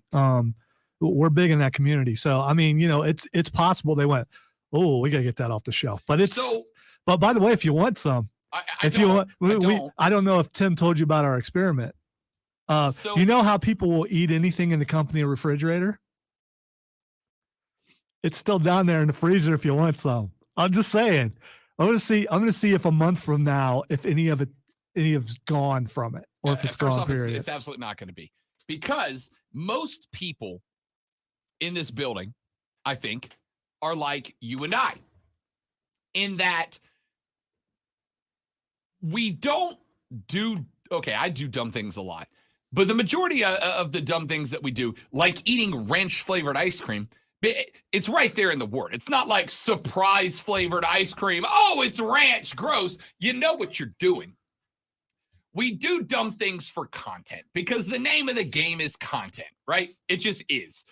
And I wondered, so would you have tried it if it wasn't for content? Because the answer for me is a very clear no. No. Right. No, I saw this and went, no one's going to like this. There's a chance you pick something like that and you go, okay, some of the stuff we try, it's like, yeah, it might be pretty good. We tried the pizza sliders from Arby's when that first came out. Those are excellent. One of the best things we ever tried. So, I think it comes from growing up in Ohio, where fast food was test marketed all the time, and working in grocery stores where things were test marketed. They would bring samples in all the time if you work in a grocery store and say, try this. So when I looked at ranch ice cream, I immediately thought everyone's going to hate this. But there's like a percentage, a very small percentage, that you open that up, you stick the spoon in there and go, wow, this is good. I mean, there's that possibility that it did not happen, but but it could have. It could have. So here's the question that I had. I would never. Let me start with I would never. But when you compare it to the taste of ranch, is it like if I took a spoonful and put it on top of a hot wing, it would taste like a hot wing dipped in ranch? It absolutely tastes like ranch, but it's like ranch and milk. Is it like ranch, like mild ranch? Or no, I told you. It's like eating a spoonful of ranch. You pull that thing off, you smell the ranch. And by the way, you smell the ranch later. Take that however you want. You smell the ranch later. It was a spoonful, and Tim did the same thing I did. Took a bite and went, okay, this is not really that bad. Took that second bite and went, oh yeah, it is. So the first bite doesn't get you as bad as the second bite does. And then you immediately regret taking the second bite. And there was no third bite. There was no third bite. So is this like, I thought Matthew was going to die. Here, let me put it this way. April 15th returns Bet for the Cycle, the only nationally syndicated baseball gambling show worth your time. Hosted, of course, by former MLB player Cody Decker, Hayden Ass Mario, your executive producer, and also I'll be there. And obviously, as the three of us love to inflict emotional and physical pain on each other throughout the course of the baseball season, my question here is it bad enough that I put on the table in the early weeks of the season a personal bet? Because every week, and by the way, these are never scripted on the show, right? But every week, one of us says, I feel like X is going to happen. And somebody else says, well, I don't. And it ends up being a personal bet. And that is where the eat a helping spoon of Vegemite came in. That is where wax various body parts came from, etc. It's never like a scripted bet. It's just something we stumble into every week. Do I put on the table as a lost bet punishment that someone must finish like 2 scoops of ranch ice cream while on the air? Is it bad enough, Zoe, yes, that it would be worth the risk to get either Hating Ass Mario or Cody Decker to be forced to eat a couple of scoops of ranch flavored ice cream on the air? Is it that painful? Well, 2 spoonfuls is bad enough. 2 scoops, that would be rough because the thing is, I mean, it tastes like ranch. It does, but there's something off about it because it shouldn't be in ice cream form. And the smell is so strong. You eat 2 scoops, you're going to pay for that for a while. So yes. Yeah. So like, and here's one way we can find out. So after the show is over, if you want to, no. I'm not saying. I didn't want to smell it. No, just smell it. No. Just go down, open it up, and smell it. That's all I'm saying. I mean, I'm going to. I'm 100% going I mean, I'm curious, and I will go with you. I'm curious to see if it's lessened, if the smell is lessened. I think, ladies and gentlemen, our first bet for the cycle bet L payoff from Rob Brown, because we all bring a unique bet every week. I think the first bet L is going to be that if whoever drops the first bet is going to have to go like 2 solid scoops of ranch flavored ice cream, because between Lonzo and T2, it sounds like it's just preposterous. Now, see, the thing in radio to do is to sell it like, oh no, it wasn't that big of a deal. But this is bad. This is not good. And I can't in good conscience I will put it in the fridge, because if someone steals food out of the fridge, they deserve what they get. That's why I put it back down there. Here's my thought. And obviously, if it smells that bad, you're not going to get away with this. But my immediate thought was like, I just transfer it into a carton that says vanilla. Which is what we were going to do. It white? It's white, right? Yeah, but someone hasn't brought the other container yet. It's still not out of the realm of possibility. Trey said, I was hoping to have a comparison of which is worse, ranch ice cream or Vegemite. I'm going to go ahead and say, without having been in the same room as ranch ice cream, that Vegemite runs away as the more human violation of our societal agreements. Vegemite looks like it would be. Still, the worst thing that I've ever eaten on a bet was haggis. And it took me a couple months to recover from that. So... All right, April 15th, the return to bet for the cycle. And I feel like my goal out the gate is going to get either Cody Decker or Hating Ass Mario to have to spend their own money to purchase ranch ice cream and eat it live on the air. Isn't Cody like kind of a California guy, though? I mean, maybe they're into that sort of thing. I don't know. I'm going to go ahead and say, strictly speaking, ranch is a pretty Southern thing. No, it's not. Yeah, ranch is not. It is not. It is. I can guarantee you that I've been eating ranch my entire life. I've lived in the South half my life now, but the first half of my life, I enjoyed ranch quite a bit. I'm saying when I think, what does a Californian put on a salad? Ranch doesn't jump to the forefront. Yeah, you're probably right. Like Cody, it's some sort of vinaigrette thing. Yeah, Cody's eating fat free. And for the record, when we were up in New York, I met him in person for the first time, right? We were able to bump into each other and meet each other St. Patrick's Day at a bar. And Cody's yoked, all right? The dude's shredded. He works out like hours a day, every day. So I promise you, he's going like gluten-free, sugar-free, carb-free. He's basically pouring water on his salad as a dressing, right? But in fairness, Cody can also take his shirt off of the beach and not have people try to roll him back into the water, which they think is his natural habitat, like they do with me. This is going to wreck him. Just as a person, it's going to wreck him to have to do this. I will say... You're welcome. Yeah. I think you may have just come up with bet number 1. Now, I don't know that I'm putting that on Hating Ass Mario, right? He's like a young kid. He's kind of like protege status. We're getting him there. I feel like, let me put it this way. For a lost bet last year, Hating Ass Mario accepted the term of dress up as and put on the makeup of Dylan Lee's The Crow and go to the nicest steakhouse in Indy for dinner. And he freaking did it. So he's not going to be afraid of ranch ice cream. I feel ranch ice cream may wreck Cody Decker as a person. My guys on the Upstate Pulse are late 20s, early 30s. So, but none of them were having it. I'm just saying. So demographically, I don't think it matters. If it's nasty, it's nasty. Fair enough. All right, ladies and gentlemen, are any of you willing to try ranch ice cream? My thought on the way to cheat out of that bet is I'm going to order a big thing of buffalo wings and just scoop ranch ice cream on the buffalo wings to get it down. See, we thought about that too, about maybe just bringing in chips, Yeah, and just dipping it in there or something. But I don't know. It's not gonna to the point where afterwards I was hitting the snack stash and bringing in. First, I had to make sure no one had a peanut allergy. You got to ask that sort of thing. And we were eating peanuts and anything we could find in the building. Not taking it out of the refrigerator, by the way. There's things you can purchase here. I had some stuff to get rid of the taste, and it didn't work. It took probably a day and a half before I got rid of it, and I couldn't eat ranch on stuff the next day. Just the thought of it just grossed me out. That's what I'm afraid of. It's just going to ruin ranch. No, just a day. Because I'm a day. I'm team ranch for buffalo wings, right? I'm team ranch on a salad. You might I'll have dip my fries in ranch. You might have a higher tolerance than I and the nerds that I work with over there. I mean, everybody's got some sort of allergy or something. So, I mean, it's fair enough. I'm going to tell you, I went yesterday. I went downtown. In fact, the lead guitarist from my band was in town for the day. So we went downtown, had some hot wings, and I am paying the price for it this morning.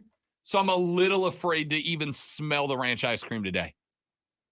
But Trey said, film it, make it YouTube content, and now obviously I have to do that. I'm not going to eat it because I'm saving it for bet for the cycle. I'm terrified. Listen, radio is just fraternity on air. That's all it is. That's fair. So, I mean, and you and I both were in fraternities. You were in a national one. I was in a local one, but it's still fraternity. I mean. Yeah, and eating ranch ice cream is hazing. All right. Without a doubt. Unequivocally hazing. Let's take a break. We'll come back. We'll wrap up hour number 2. Got plenty more sports stuff that we need to get into over the next, hour and 10 minutes. Rob Lonzo and you. It is the Rob Brown Show. It's the Fan Upstate.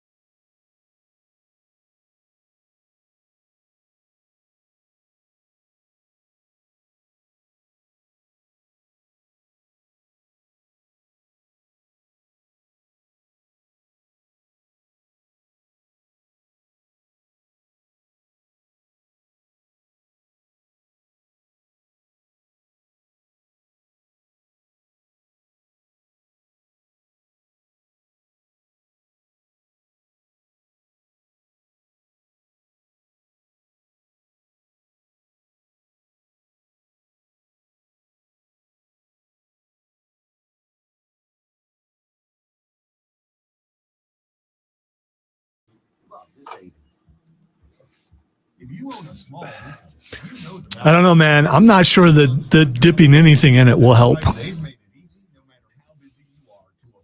And I do feel sorry for whoever bought the other ones.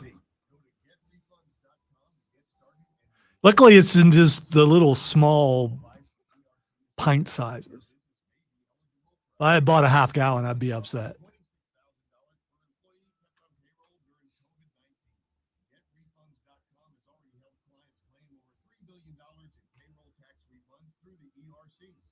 But I didn't have the after effects that I've had from some of the other stuff we've tried. Luckily.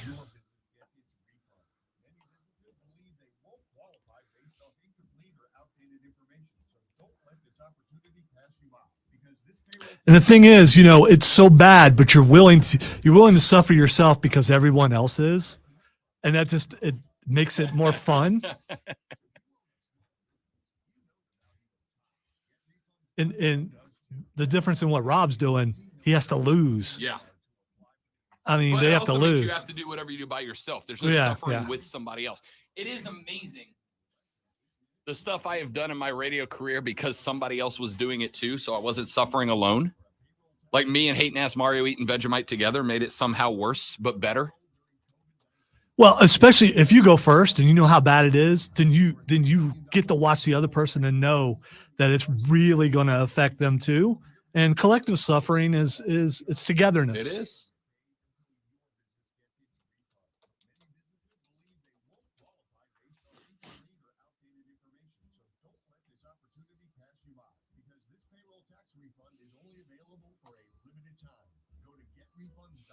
You know what? I don't think, Trey, I don't think I have a favorite ice cream because it fluctuates. I think ice cream is a mood kind of thing. What you're in the mood for. Whatever mood I'm in, it has to have chocolate though, probably.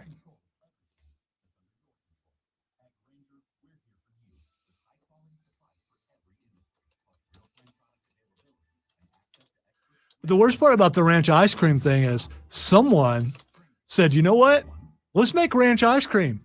And someone at that company said, let's do it. I got to think it's a gimmick, And, right? and then they had to test it. Yeah, I got to think it's a gimmick. They had to test it. And nope, that's not ranchy enough.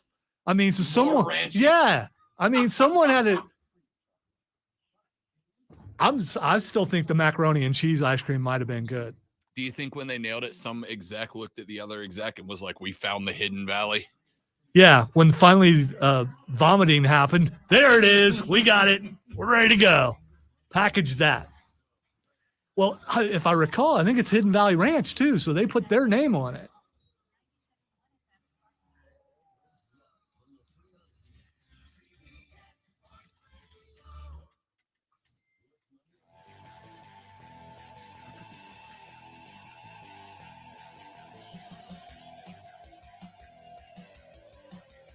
The Rob Brown Show continues. It is the Fan Upstate. I am Rob. He is the great one, Lonzo, consumer of ranch ice cream. Let's get a couple of stories in here real quick. Baseball opening day Thursday. Atlanta Braves are dealing with, stop me if you've heard this one before, Braves fans, some injuries before the season even starts. The Atlanta Braves will open the season with a pair of rookie lefties in their rotation. Why? Because righty Kyle Wright is going to start the season on the 15-day injured list. Why is that a big deal? Kyle Wright was the only 20-game winner in the majors last season, but had a slow start this spring. He got a cortisone shot in January to address a shoulder injury, and effectively the Braves just want to give him more rest and rehab time. Jared Schuster and Dylan Dodd have both had pretty good springs for rooks, competing for what at the time was believed to be one spot on the rotation, will now get their opportunity to compete at the big league level to see who gets left on the roster when Kyle Wright returns, hopefully after that 15-day stint. The Braves did, however, interestingly enough, option Ian Anderson and Bryce Elder down to AAA Gwinnett back in mid-March to clear the way for both Schuster and Dodd. So the 24-year-old Schuster, Atlanta's first-round draft pick in 2020, is expected to start in the Braves' third game at Washington on April 2nd. Dodd is expected to take the number 5 spot in the rotation and should start on April 4th at St. Louis. Schuster posted a 1.45 ERA in 5 spring training games 18 Ks and only 4 walks through 18 2/3. Dodd is also 24, an ERA of an even 2 in 18 innings this spring, 20 Ks and 4 walks. He was a third-round draft pick back in 2021. Kyle Wright last year, of course, as we mentioned, 20-game winner, finished the season 21-5 with a 3.19 ERA in that breakout season. Ian Anderson gets sent down, a guy that had been in and out of the rotation predominantly because he was having control issues in the spring. And the Braves understand that this NL East situation could get very, very competitive down the stretch. They don't have time this year to let guys get comfortable.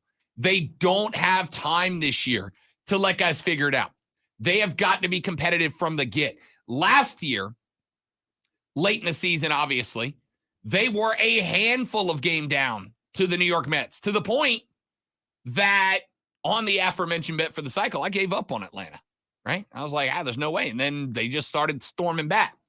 And that's great. When your bats start heating up as you get to, through, and after the All-Star break, that's good news. The problem is you can't bank on a collapse every year. The Braves need to keep this a divisional race that they are at the very least in the thick of, as opposed to hoping they can play catch up again. And while I absolutely believe that Ian Anderson has it in him to be a trustworthy rotational pitcher, a guy that you can trust to come in every 5-6 games and get you a solid 5 or 6 innings and give your offense a chance to score some runs and win, I don't have time for him to figure it out on the bump at the Battery. I need that guy ready when he gets put on the active roster. So if going down to Gwinnett to work on the control issues and find out whatever it is that got away from him is the move he needs to figure that thing out, so be it. So be it. So that's where the Braves are going to go rotation-wise out of the gate. Max Fried will get the first start for Atlanta on opening day. Texter says, I tried to replicate the current Panthers roster on Madden 2022, and Adam Thielen is the top-rated player now. He's got that in him. Even at 32, he's got that in him. Possession receiver who's going to give you some yak. That's what I'm going for. That's what I'm going for. Texas says, if used appropriately, Hayden Hurst is criminally underrated. Ask Gamecock fans. Yes, he is. Criminally underrated and was still the best tight end in the free agent class. For a rook quarterback, give me that security blanket all day. Hour number 3 is next on the Rob Brown Show in the Fan Upstate.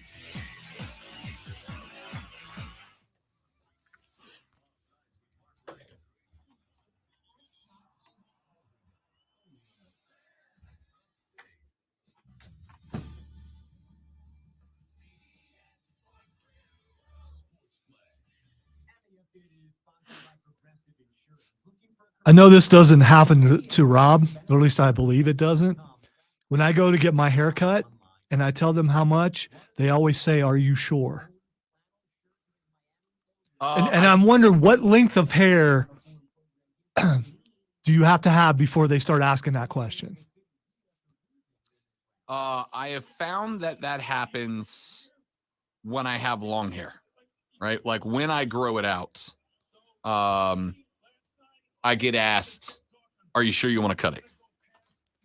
It is when I go in with short hair and I tell them cut it shorter, nobody ever asks that. Yeah. So I'm just, there's got to be a length. I guess it must be shoulder length, possibly. Once you reach that they go, "Are you sure you want to get it cut?" Yep. Like, I am at the barber, not trying to be a smart aleck here, but yeah, I'm here to get a cut. It's not like you're saying, "Buzz it all off. Are you sure?" Then that would be a legitimate question, I think. I know everyone watching will appreciate this, but I was told that my hair is healthy. I mean, so I got that.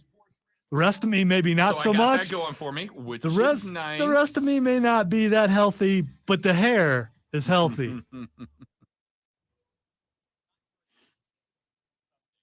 Not bad for someone who's on the edge of being double nickel.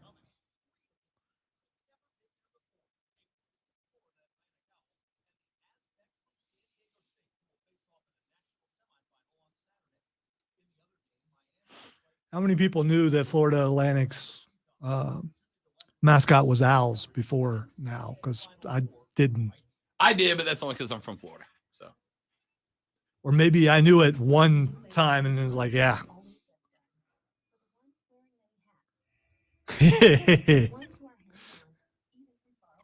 Well, only me and you can talk about that, Sean.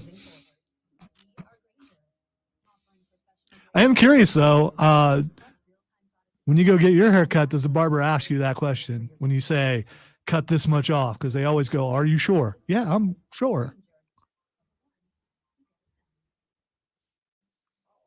They also say, who are you? Because, they only see me once a year. So there's that. do you have like a guy or a gal you go to? Because we did that live remote from V's. Yeah. I really like how they're set up, even though I have to go out of my way to go there. It takes me like 35 to 40 minutes to get there from my house. I go there because I've never had a bad haircut from there. And granted, there's not a lot of things to compare it to, and I might forget after a year, but no, they're always cool. And I never go after a specific person. I had it cut by like 2 or 3 different people there, and they always do a good job.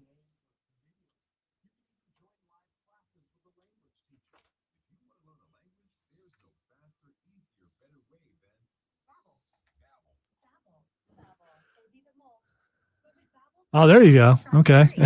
That means I'm guessing you didn't have to pay for it. Sean used to play this game where, because his is shoulder blade. Well, remember how mine was 5 inches, and this is curled up, so it's a lot longer than what it looks like because it curls. Sean but used it's to drive my mom nuts by every time she asked him, when are you going to get a haircut, adding like another 3 months to it. So he plays the same game I do. I was talking about my haircut in the hallway to Tim 1, and I was like, can't you tell I got a haircut? And Tara's like, no. You can absolutely troll with a haircut. You can also rail against stereotypes by keeping your hair long because people perceive you to be a certain way because your hair is long.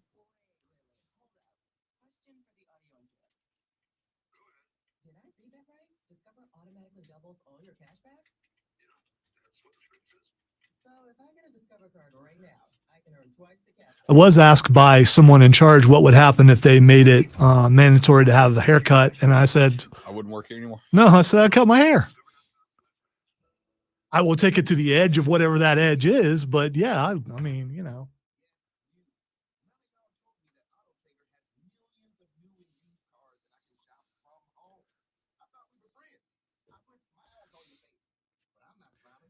But the late great Russ Castle made it a deal. When you gonna get your haircut? Never now. You really need your haircut? I can't. No. That's when I started growing it a lot longer because it bothered him. Or it was the actual radio bit, and I'll never know. Unfortunately, I can't ask him now, but still.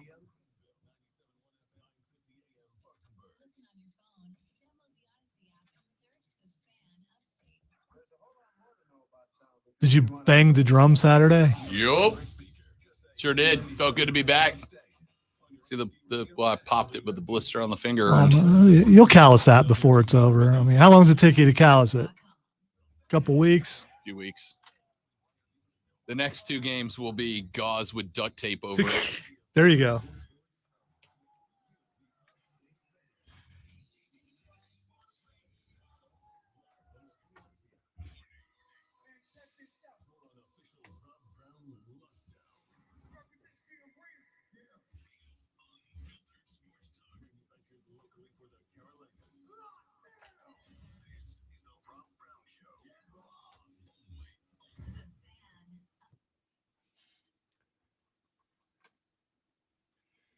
The third, the final, the best, the money hour. Oh. All right, I'm gonna consider this breaking news because it's everywhere as of a minute or so ago. According to ESPN and a bunch of other places, Lamar Jackson requested a trade on March 2nd. I was just reading his tweets a moment ago. That breaking news, of course, not only is brought to you by BetQL, be a better, be smarter, beat the books with our friends at BetQL. But that was also brought to us by Lamar Jackson, who tweeted out, and I quote, he sent it in 3 separate tweets, so let me see if I can read these through. He said, quote, "A letter to my fans." I think we should do a little dramatic reading here, right? A little dramatic interpretation. You got anything for that? I'm trying to. I mean, I can go with the violins because I got new violins that we won't get. Okay. I mean, we can go with that. I don't know. Is that? I feel like that's appropriate for this, right? Or we can go with War Story Time that I've never got to use yet, but that doesn't apply. It doesn't apply. I don't hate that. Yeah, let's go with that, and let's hope that it's you know what? I was going to take it out of utility, so there we go. So I don't have to worry about the possibility.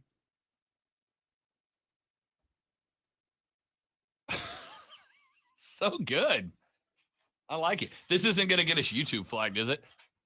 No, I just took it out of utility. Oh, okay, so just because right, so for those of you that are for those of you on the stream, you can't hear the very dramatic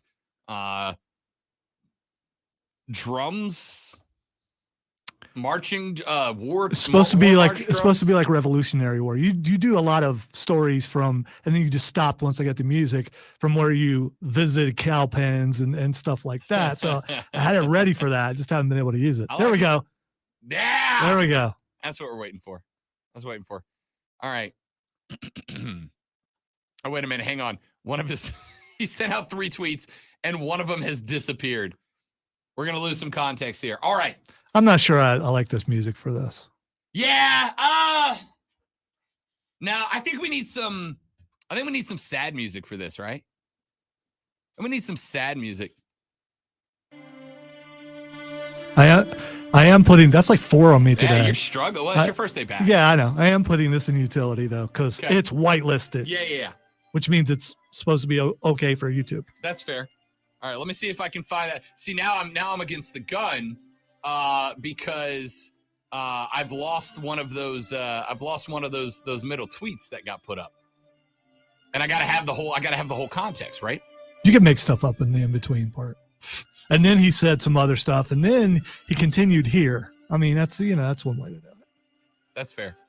All right, let me see if I can find the whole thing here. There it is. All right, I got it.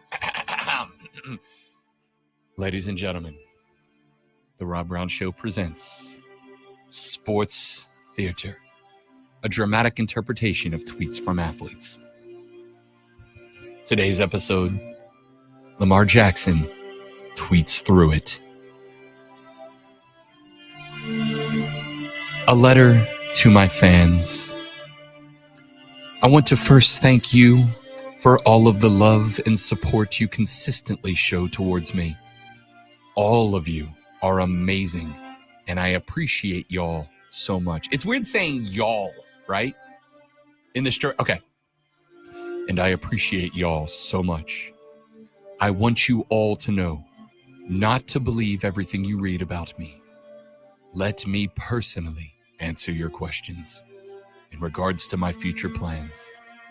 As of March 2nd, I requested a trade from the Ravens organization, for which the Ravens have not been interested in meeting my value. Any and everyone that has met me or been around me know I love the game of football, and my dream is to help a team win the Super Bowl. You all are great, but I had to make a business decision that was best for my family and I. No matter how far I go or where my career takes me, I'll continue to be close to my fans of Baltimore Flock Nation in the entire state of Maryland. You'll see me again. Signed, Lamar Jackson. He didn't actually sign it, Lamar Jackson. I didn't know how else to end it. Well, technically, he wrote it, so it's signed Lamar Jackson. Fair enough. Yes.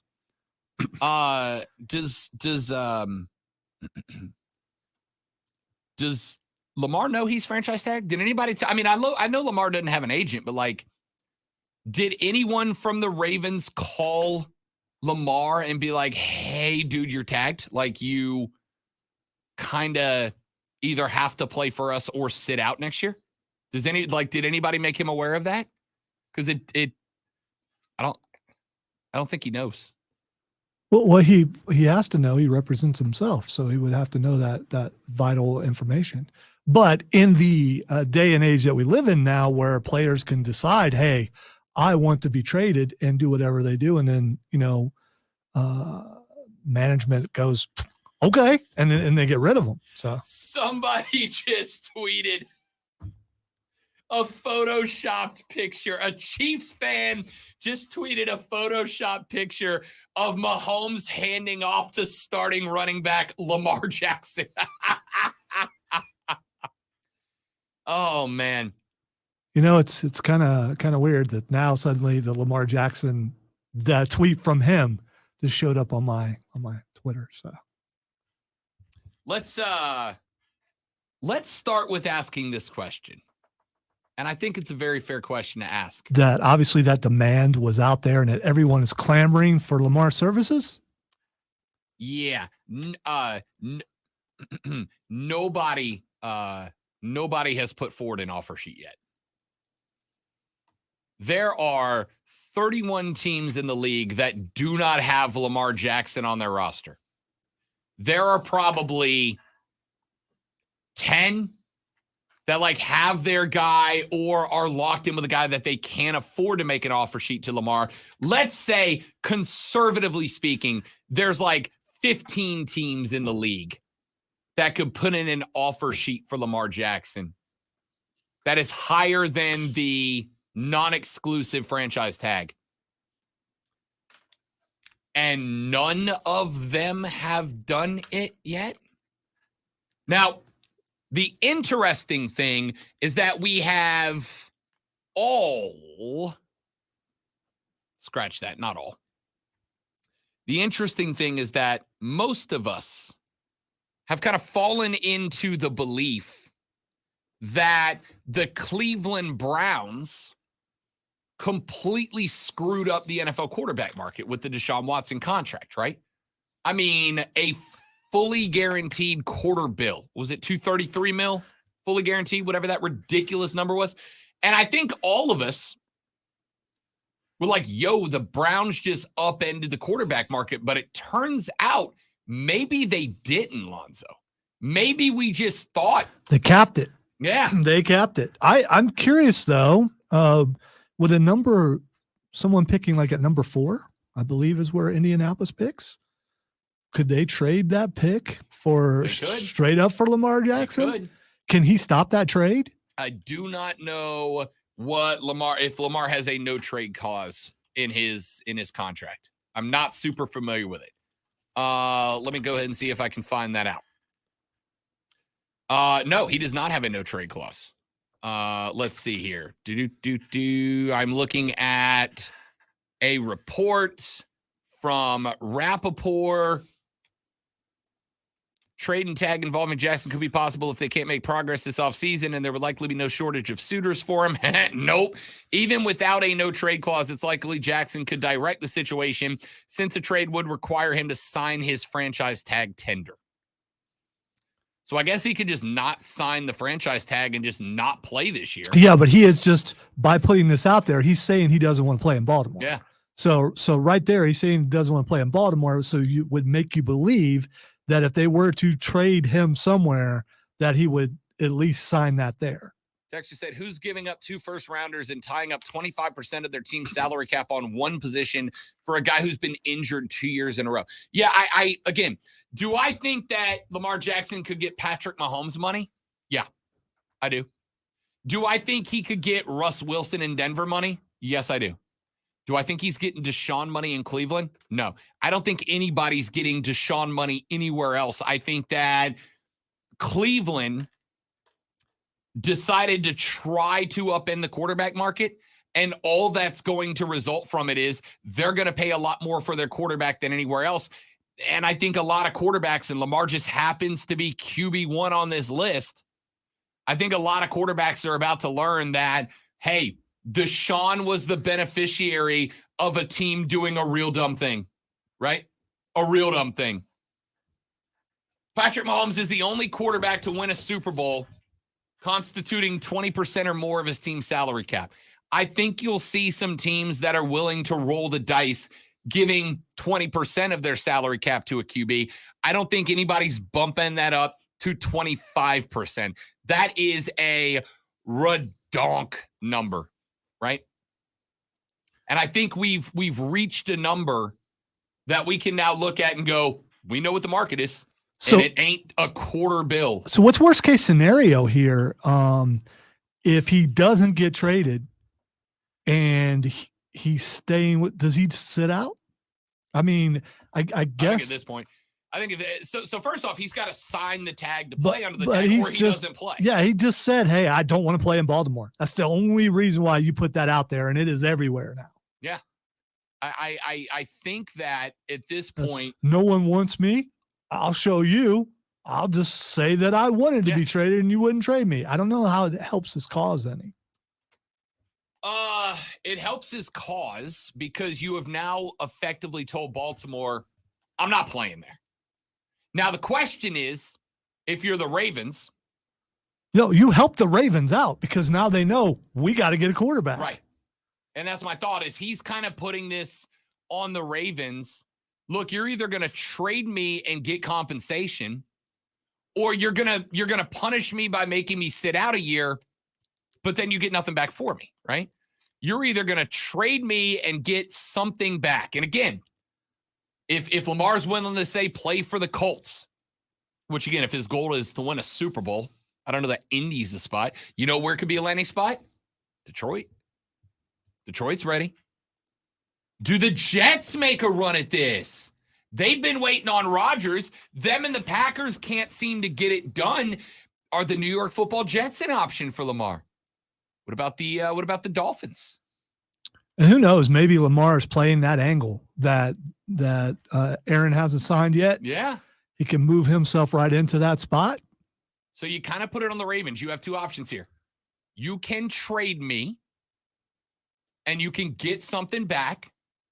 Fourth rounder from the Colts, fourth overall from the Colts. What's Detroit drafting at? 6th overall, 7th overall, whatever it is. You can get that spot. Maybe Miami gives you like their 1st and a 4th or something like that to make up for the drop value. Or you can just not have a quarterback at all next year, punish me by having me sit out a year, and oh, by the way, get healthy in the process and get nothing back, and then still need a quarterback the year after that. What's your move? This is very interesting from Lamar. Very interesting. Texture said, why would the Panthers not be on that list? I mean, for me personally, they would be. But I don't know that I can give up the 1st overall. I'd give you if we were at 9th still, if we were 9th overall still, not making a move, absolutely, I'd give you the 9th for Lamar. Yeah, but Lamar was already out there and available before they made the move up to number 1. And they didn't even touch it. Right. So, to me, if I'm the GM and we were 9th overall, I make the call. Hey, Lamar's agent, Lamar, you interested in the Cats? Look at the team we've put together. But they got the number 1 overall. And as Lonzo has pointed out 100 times, you bring in either CJ or Bryce, likely CJ.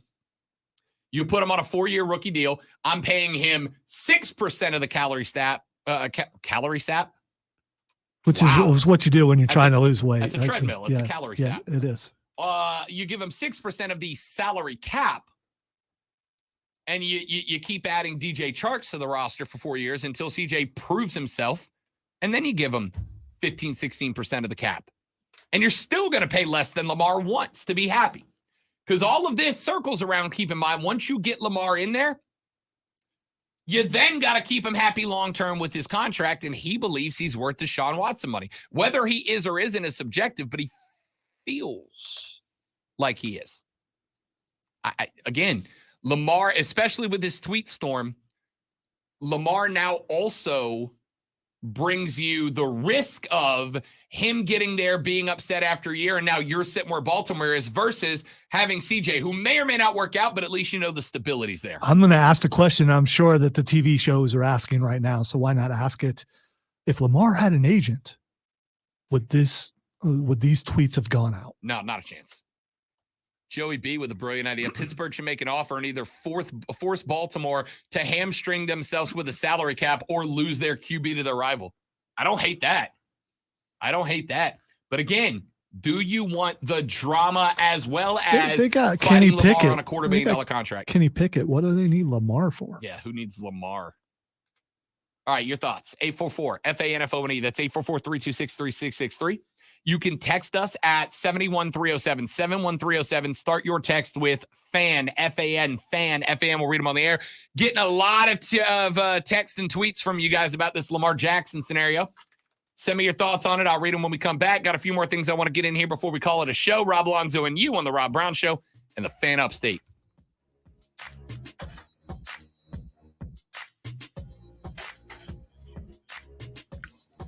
I was going to say I could have done that. But... Are you stepping away? No, I'm good. Okay.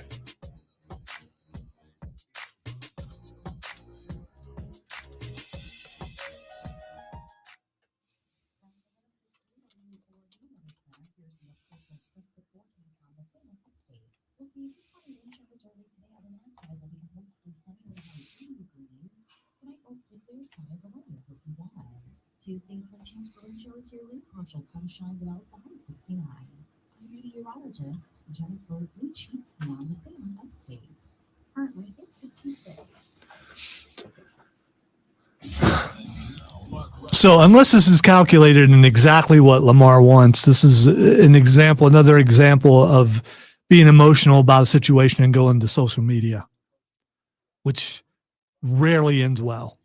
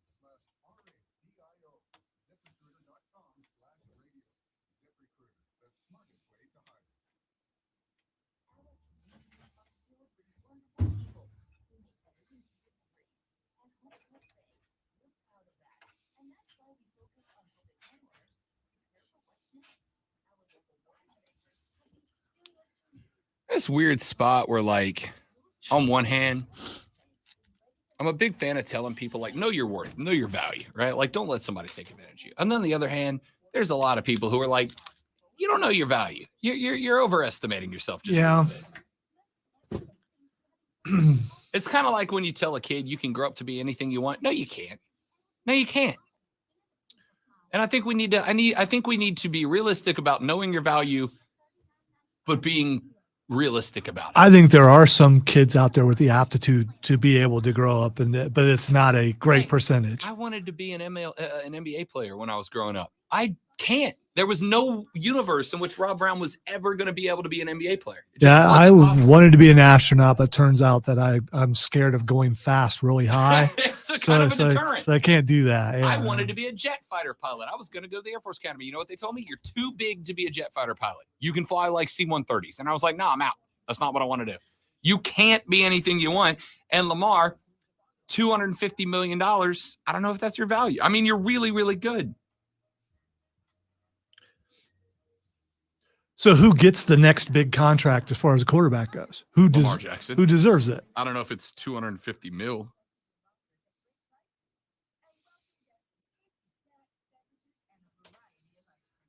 I think it's a mistake if he sits out a season, though. He's guaranteed to be healthy for that. Well, no. He could slip in the shower or something, but.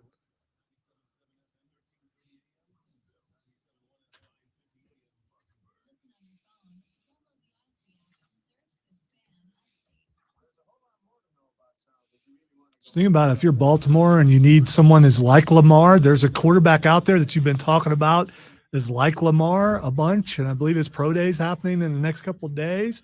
I believe he played in Florida. Maybe you trade that pick away and you just go ahead and pick him.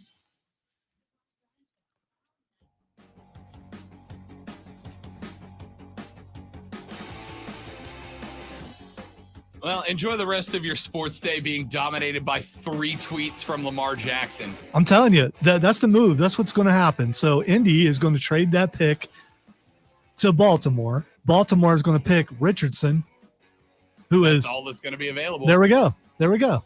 Problem solved. No, but you've mentioned before how he's kind of a Lamar like. Yeah. So your offense is already geared to a certain player. Why not bring in a guy who plays that way? Yeah. Boom. Everything's taken care of. Everybody's happy. And it's pretty much consensus at this point that Anthony Richardson's going to need a year to adjust to the league, whereas Lamar Jackson is, Lamar Jackson. I will say this. He said, the Ravens have not been interested in meeting my value. And I want to say, I put this on the Cleveland Browns, right?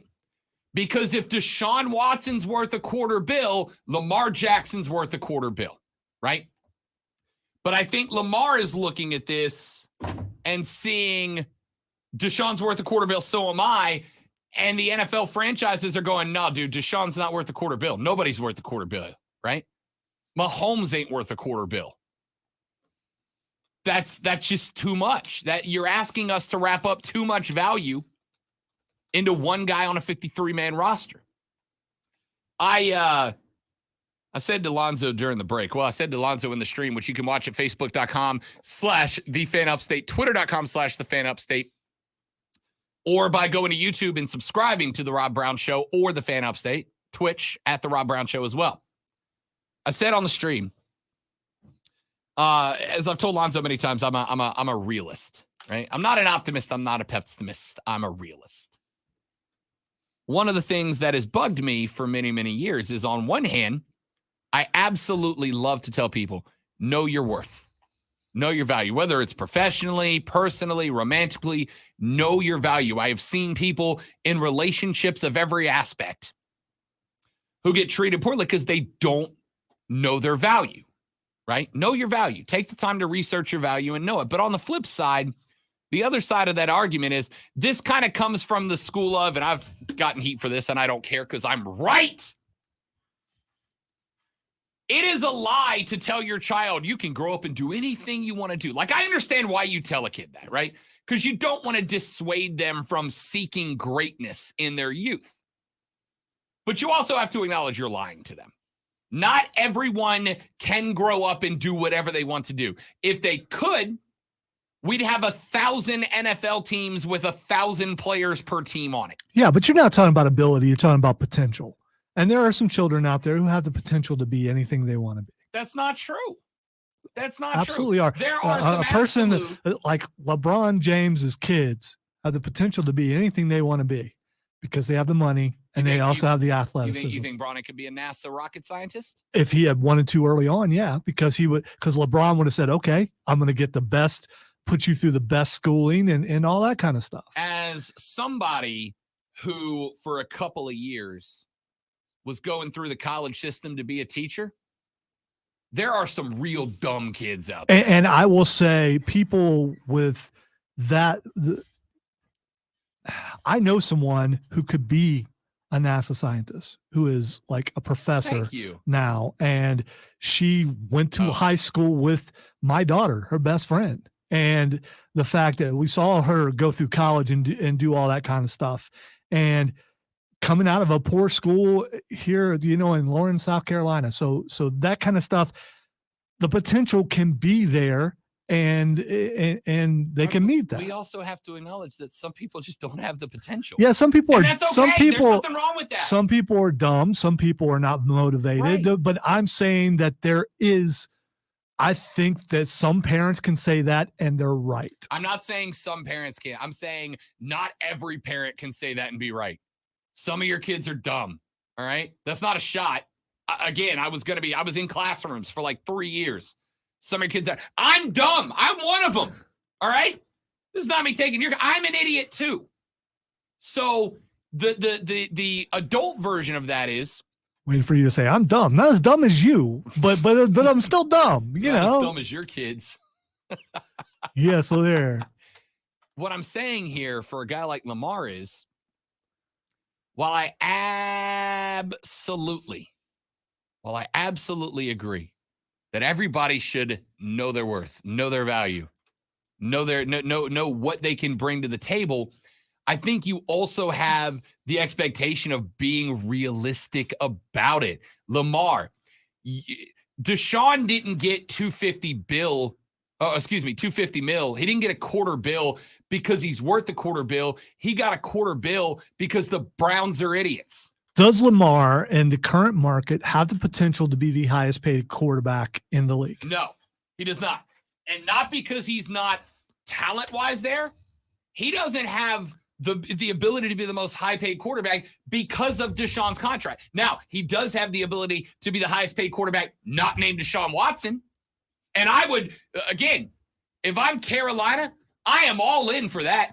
Right? I am down to make him the most highly paid quarterback in the league, not named Deshaun Watson. No issue with that. But I can't give except for you've set your offense up in a way that it would not work for Lamar Jackson. You'd have to, yeah. So I actually think with the talent that's been brought in during free agency, you could reconstruct that offense to be successful for Lamar. Think about how heavy Lamar's leaned on tight ends the last couple of years. I got Hayden Hurst. Think about how good Lamar is. I think he did at one point too. Didn't Hurst play for Baltimore? I think so. Think about with Adam Thielen and the running style of Lamar, how valuable a guy like Adam Thielen can be as a sit down in the gap wide receiver. I think you could tailor it perfectly for Lamar. I would be willing to make Lamar Jackson the highest paid quarterback not named Deshaun Watson. But I can't give you Deshaun's contract. And that's not to say you're not more valuable. In terms of your ability and success rate, you are more valuable than Deshaun Watson. But I can't pay you what he paid. The contract they gave him is too ridiculous. I can't do it. Lamar Jackson will be better than C.J. Stroud, CJ's rookie year. That's not to say C.J. Stroud can't surpass Lamar Jackson down the line. If you ask me if he will, I'm going to say a solid question mark. So how do you look and say, when you say better, you mean better record-wise or just better talent-wise? I mean, just a more talented quarterback.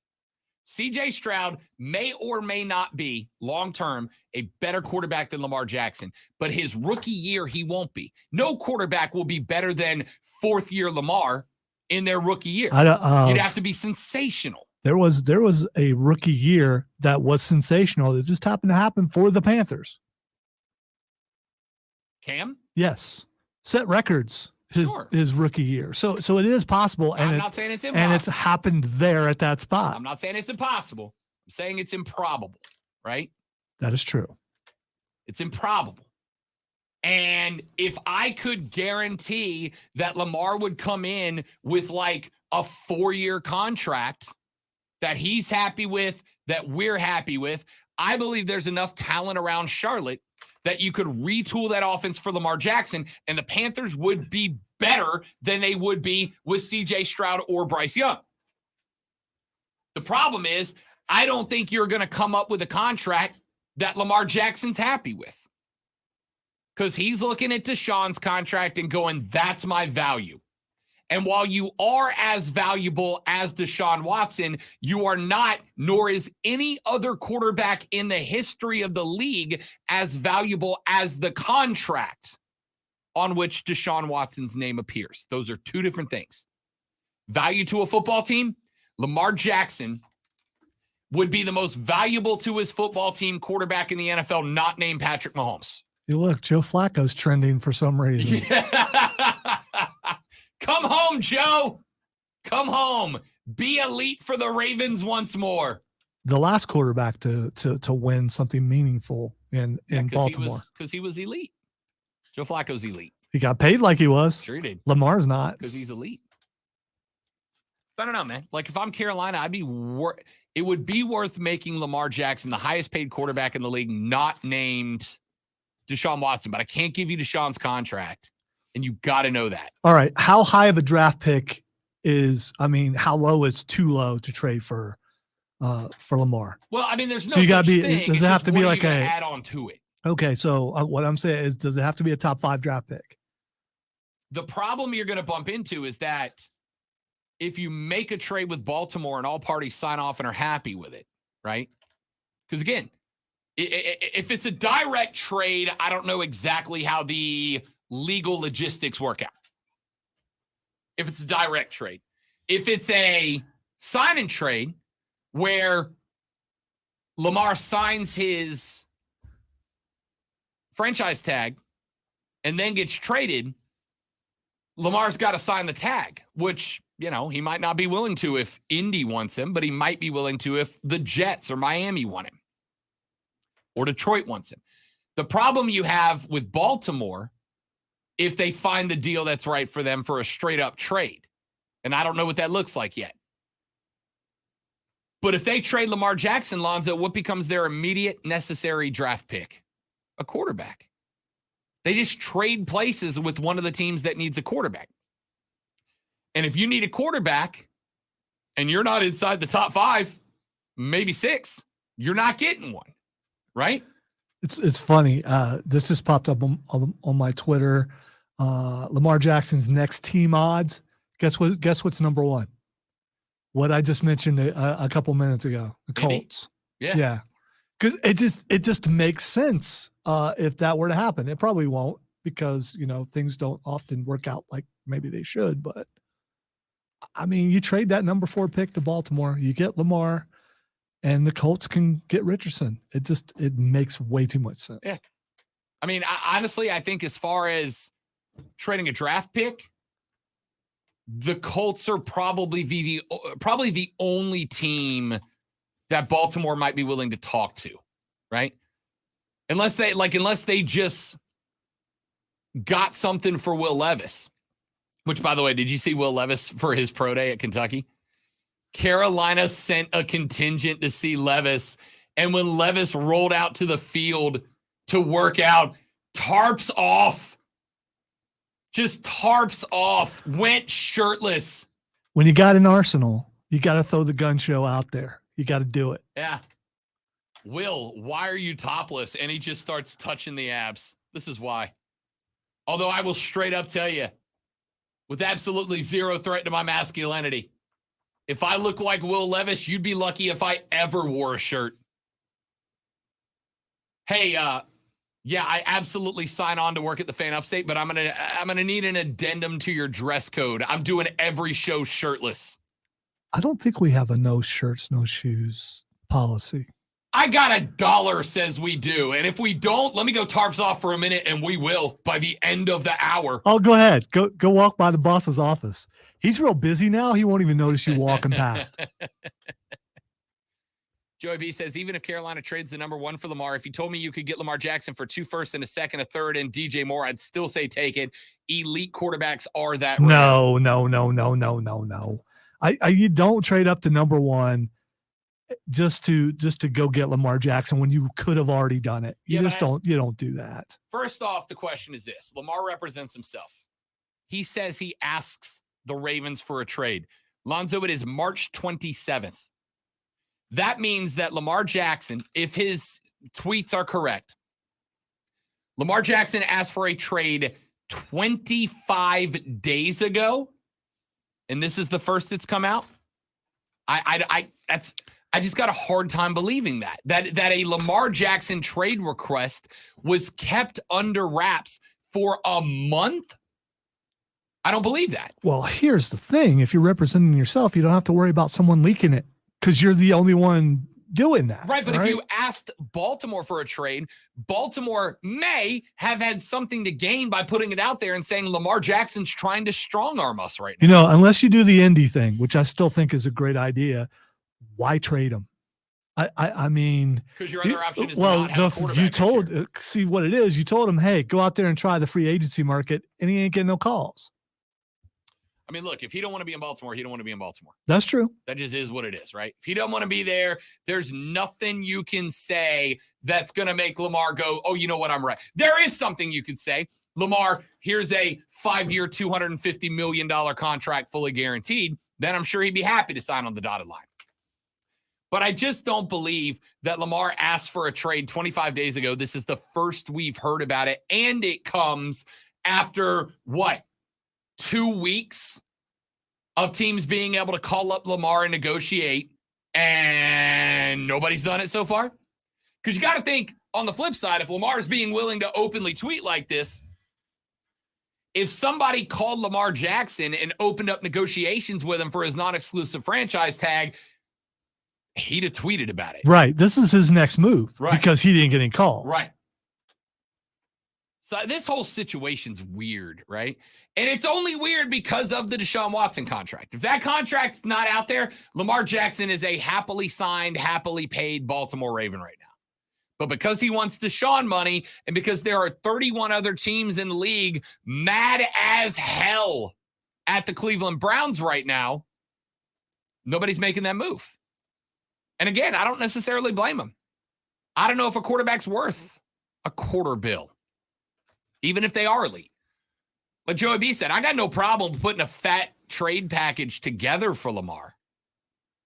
But all of it is going to be contingent on, is Lamar going to be happy with the contract that you offer him?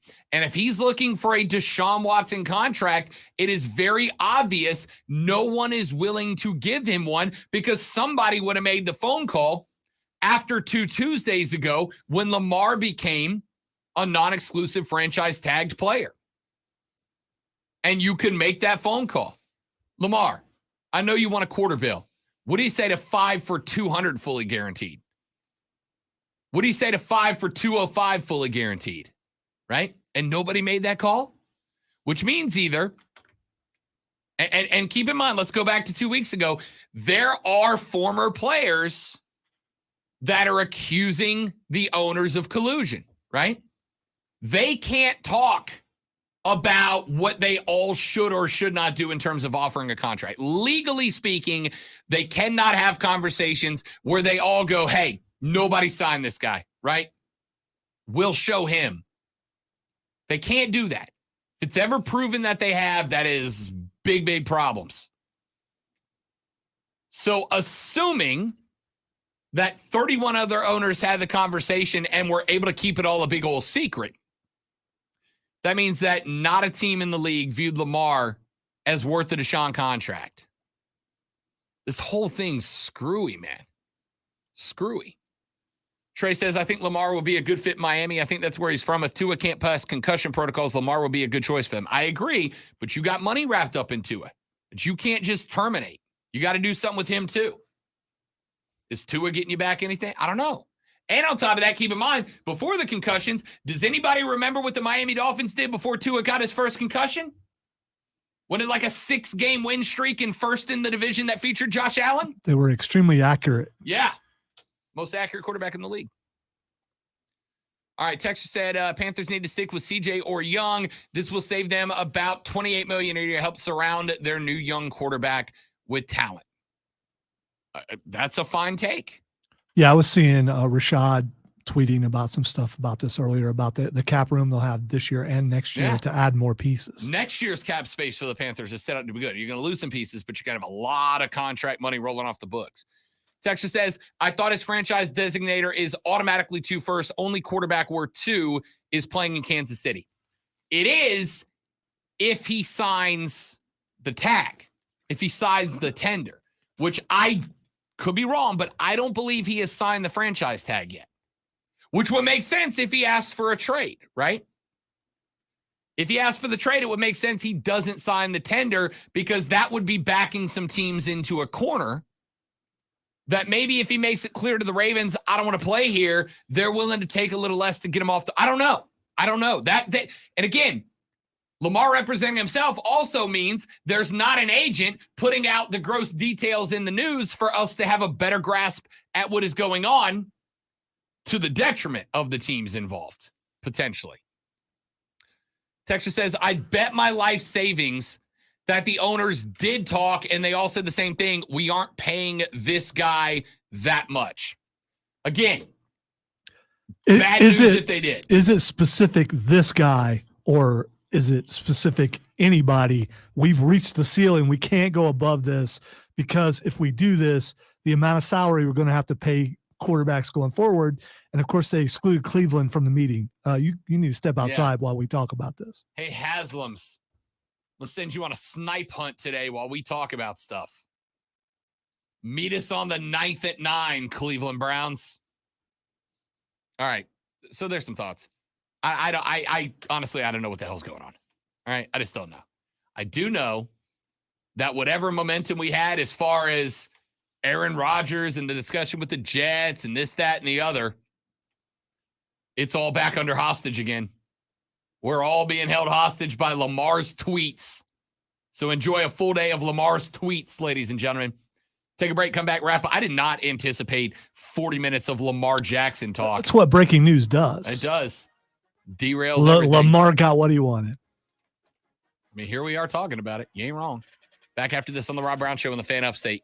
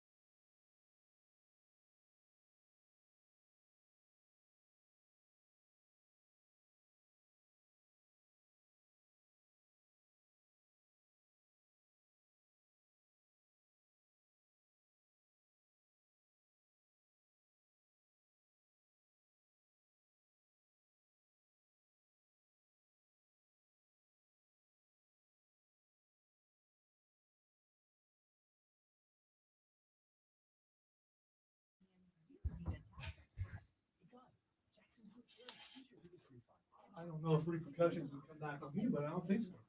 Because you wouldn't know what was happening. And parodies are encouraged. You and I both witnessed downstairs encouraging a parody commercial.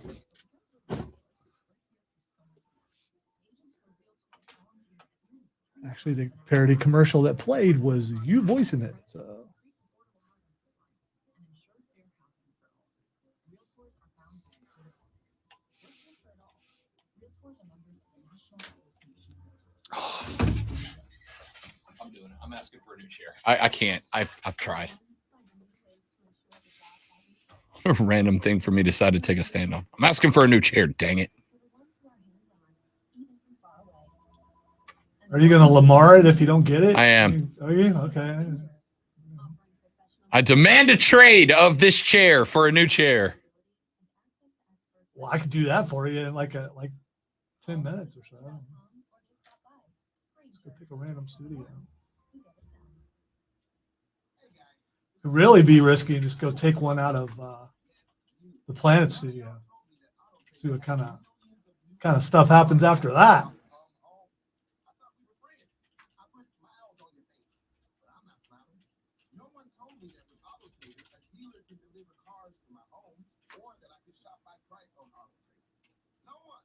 Consider this friendship that you just learned we had officially over. Finally, it is AutoZone. Welcome to AutoZone. What are you working on today? Starting trouble. No one likes that. We can get you set up for some stronger starters. You might just need a fresh charge. We can take care of that free of charge. But if it is time for a new battery, we've got replacement batteries that'll fit your needs, starting at just $79.99. That's what makes us America's #1 battery destination.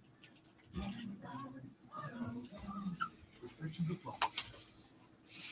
Always find what you love at Total Wine & More. With so many bottles to choose from at the lowest price, it's easy to find your favorite Cabernet or a new single barrel bourbon to try. With the lowest prices for over 30 years, find what you love and love what you find at Total Wine & More. Whereas not only Virginia and North Carolina, drink responsibly, must be 21. This afternoon, warm and sunny, but breezy, high of 82. Weather brought to you by Scott's Lawns. If your yard needs some life, then you need Scott's Turf Killer. You just put it down once now and again this summer to thicken your lawn and get it growing strong. Feed your lawn. Feed it. From the Angels Market Studio, Upstate, 97.7 FM Booza, 97.1 FM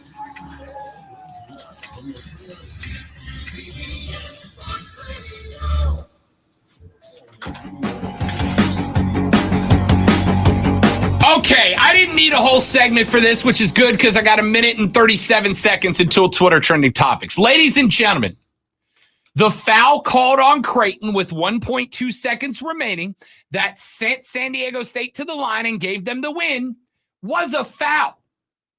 And I don't care if it happens with 1.2 seconds remaining or 1.2 seconds played. If it's a foul, you can't call that foul to end a season. Yeah, the hell you can't. It is a foul. The left hand of the defender was very clearly on the hip of the shooting player and making contact, pushing him off his spot. That is the definition. That is the definition of a shooting foul. Definition. Just because it didn't happen to the shooting hand and it happened to the player's body doesn't mean it's not a foul. And just because it is late in an elimination game doesn't mean it's not a foul. That was a shooting foul, and it doesn't matter if it happened 1.2 seconds into the game or with 1.2 seconds left in the game. If it's a foul, you call it. We should have just let him play. Was it a foul? Would you have called that with 17 minutes left in the second half? Yes, you would have. So therefore, you call it with 1.2 seconds left in the game. This is not difficult. It was not controversial. It was not a conspiracy. The refs didn't have money on the line. They saw a shooting foul. They called a shooting foul, and it was the end of the game. That, ladies and gentlemen, is the entire conversation. And now, the Rob Brown Show presents Twitter Trending Topics. You nailed it about the foul. It's definitely a foul, without a doubt. All right, it's time for Twitter Trending. You may not hear that the rest of the day, but you're going to hear it here. We agree. That was definitely a foul, and you should call it. First thing that's trending is John Wick. I have not seen it yet, obviously. Why is it obviously? Obviously, I've not seen it yet. But the folks I've talked to that have seen it, early screenings, etc., said that John Wick 4 is incredible. And I believe them because I'm trying to think of a better I don't want to say better because I'm not talking like, oh, John Wick's like all-time cinematic masterpiece in terms of like just great movies. It's about the stunts. It's about the stunts. It's fun. That series start to finish has just been unending fun. It was absolutely amazing. It was a very, very good movie, for sure. And the stunts, phenomenal. I had no doubt. Yeah. Everything they've done in that entire series has just. Sometimes I just want to go to the movies and turn my brain off and watch people kill other people in new, fun, gruesome, and increasingly hilarious ways. So the week before Shazam came out and did not do well, and then John Wick came out and just killed it at the box office this weekend. Yeah. So if you make movies that just let us have fun, we're in. we will see if there's a drop off for it when Dungeons and Dragons comes out this week. Yes, indeed. The next thing that's trending is Jonathan Majors. So Jonathan Majors, who of course plays Kang the Conqueror in the Marvel Cinematic Universe, was arrested this weekend for like some pretty violent stuff. Now his agent has come out and said, and it's his agent, so take it with a whole shaker of salt, that he has evidence to prove that not only was he not guilty, but like he wasn't even around when these crimes are alleged to have happened. But he is not only playing Kang the Conqueror, but he is also the star in a series of recruiting commercials for the United States Army that they spent a lot of money making, and they've now had to pull those commercials as well. I just saw something, a couple things saying that she is recanted or something, or taken back the. Yeah. And again, that's not to say what the woman accusing him of saying was ever lying or anything. People recant their stories for a variety of reasons, but the agent did come out over the weekend and go, yo, we've got proof he was not even there when this is alleged to have happened. We'll find out, I guess. All right. The next thing that's trending is Cody Rhodes. But can you imagine if he did do that? Where that dude was in his career, he has just taken over as the big bad in the MCU, the most successful cinematic universe in history. You were the next Thanos. It's okay because he'll just be replaced by Don Cheadle and no one will notice. No one will know. Not at all. All right. What was trending? Cody Rhodes. Cody Rhodes. I don't know, man. Like jacked about WrestleMania, excited about WrestleMania. You're soured on the push, which I don't get why you're soured on the push. Because give me the end of the Bloodline story. You're going to get it this weekend. Soap opera in Cody's the one who saved KO and Sammy. Why couldn't we just tell that story? Why do I have to have Cody be the Dr. Phil of the relationship so that you could prove we took your guy? Because wrestling. That being said, does he win? Are we saving predictions till Thursday? We are. Because it's full-on WrestleMania Thursday, because it's WrestleMania weekend, also known as Super Bowl for wrestling fans. Yeah, I'm going to go ahead and warn all of you who are non-wrestling fans. Thursday and Friday, there's going to be a lot of WrestleMania, and probably Monday too. All right, so just bear with us. It's our one weekend a year. Whoa! Recently added that to my Spotify playlist. I'm upset the first part is not on there. Wrestling has more than one royal family. Ladies and gentlemen, that is the end of the Rob Brown Show. We'll be back tomorrow to do it all over again, but better. He's the great one. I'm Rob Brown. We'll see you back here tomorrow for more of the Rob Brown Show in the Fan Upstate. Later, brother.